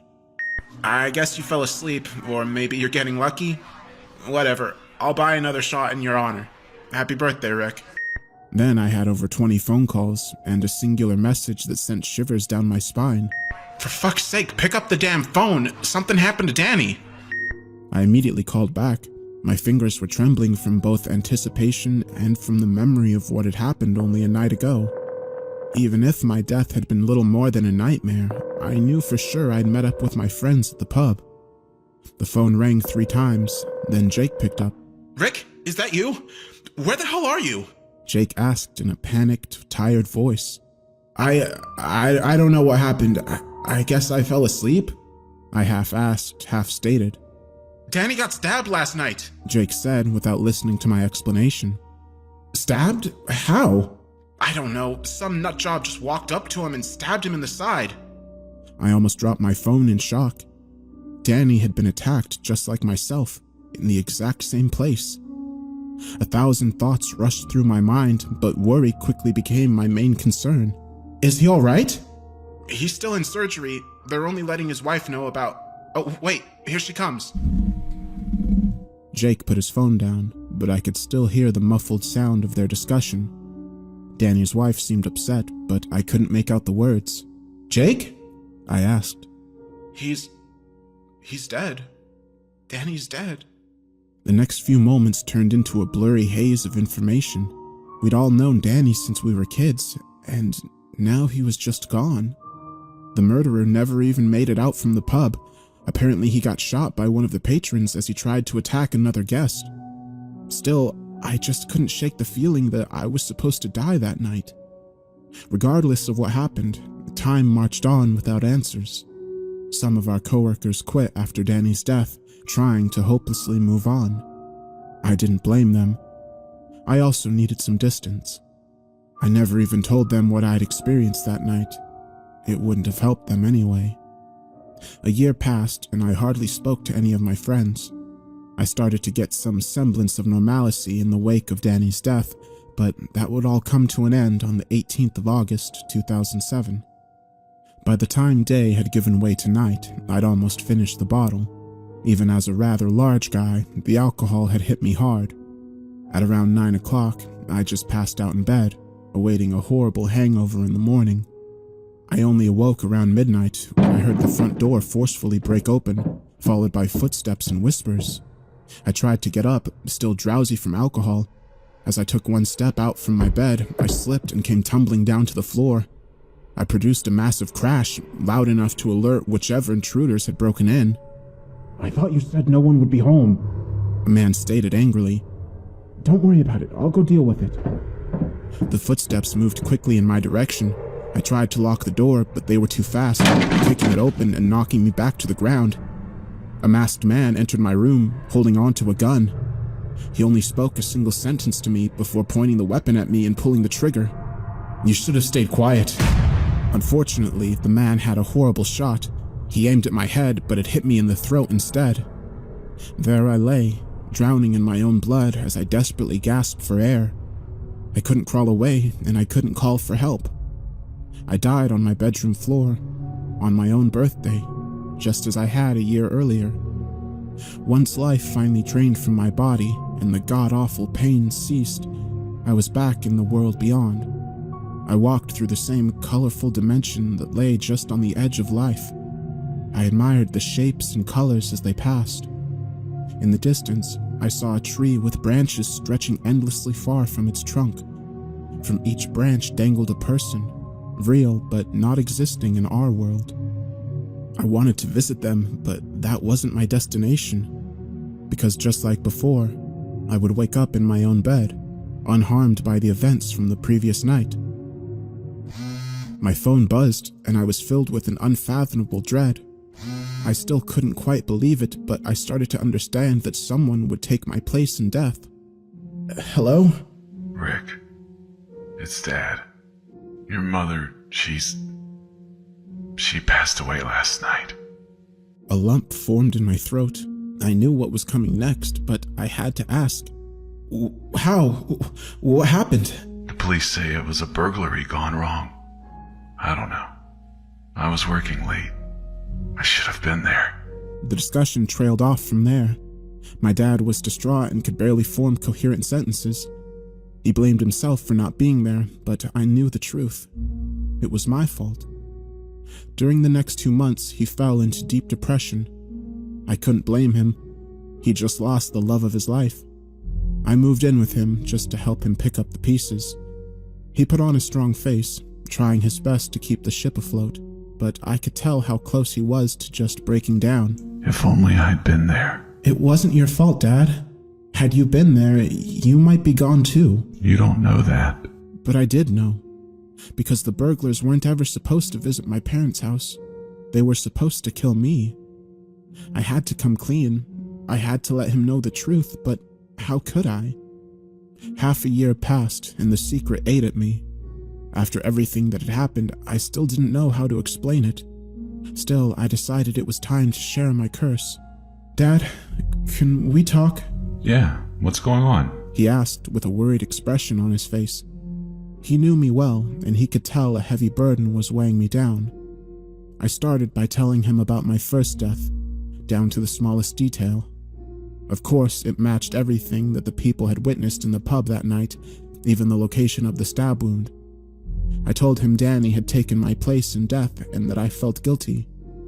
Naturally, he was skeptical at first, but then I told him about my mother. I didn't spare him any details. I told him where I'd gotten shot, that the door had been broken down, and that there were 2 robbers. Every detail matched perfectly down to the letter. I'm so sorry, Dad. It was my fault. I killed her. He just sat there in silence, processing what I'd just told him. It wasn't your fault. I was confused. There wasn't a single ounce of anger on his words, only overwhelming empathy. How can you say that? She didn't have to die. He mulled over his next words carefully before speaking.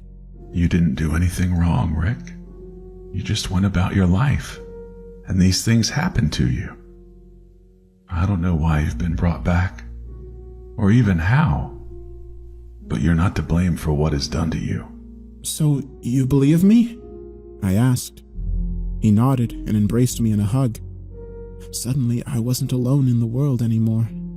Someone knew what was happening to me. What if it happens again? Then we'll get through it together. He stood by these words, even as my next birthday rolled around.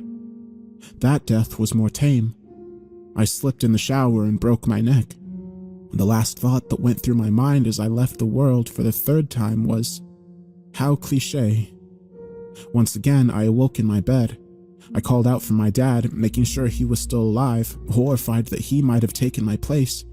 I couldn't even breathe until he came rushing to my side, asking what had happened. I broke my neck, but I'm fine, I think. It took a while before I figured out who had taken my place that time. But once I heard that my boss had died, something broke inside of me. He was the kindest man I'd ever met. And just like myself, he'd slipped and broken his neck. That was the final straw. It wasn't some bizarre coincidence I could brush off, nor a premonition. I decided then and there that I couldn't live with the responsibility. I had to put a stop to it, even if it meant giving up my own life.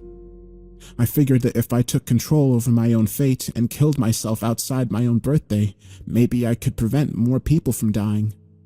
First, I left behind a long letter to my father, explaining why I'd chosen to leave. I couldn't face him in person.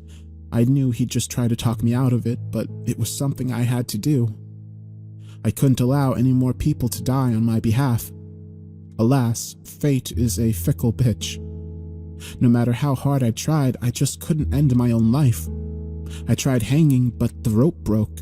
Then I tried to shoot myself, but the gun jammed. When that failed, I tried to drive my car into a tree, but somehow I survived that as well. Any attempt was met with failure. All I could do was wait for my next birthday and let someone die in my place.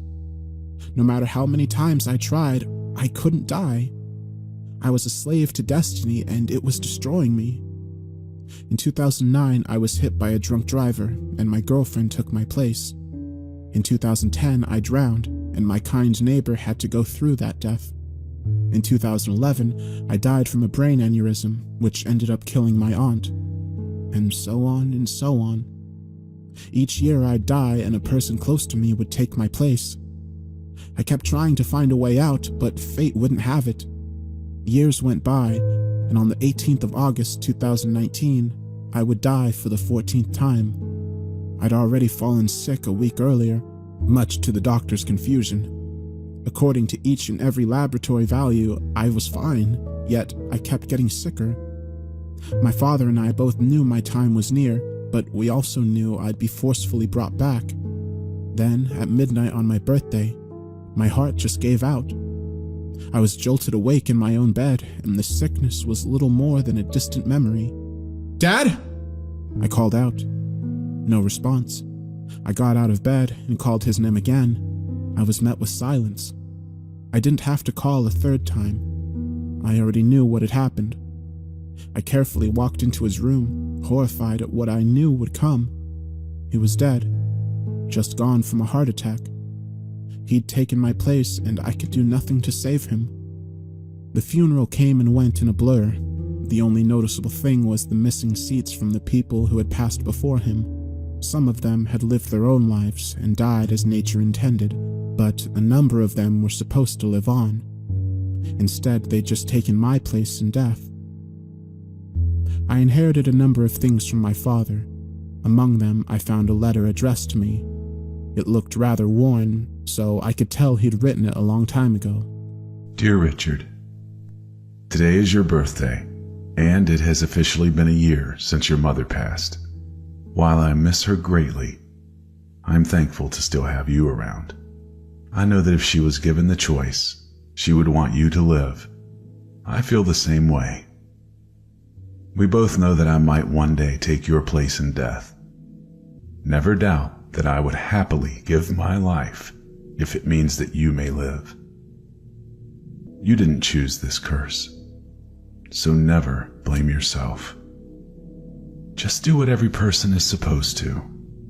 Appreciate the people around you, because you never know what day might be their last. I love you, Dad. Since I read that letter, I've been looking for a way out. My father might want to stay behind, but how can I live on, knowing that I'm taking someone's place? I've long since left town, living by myself in a cabin somewhere away from people. Hopefully, if I have no one left that cares about me, people will stop dying. At least until I can figure out not only how to die, but how to actually stay dead. I'm sorry.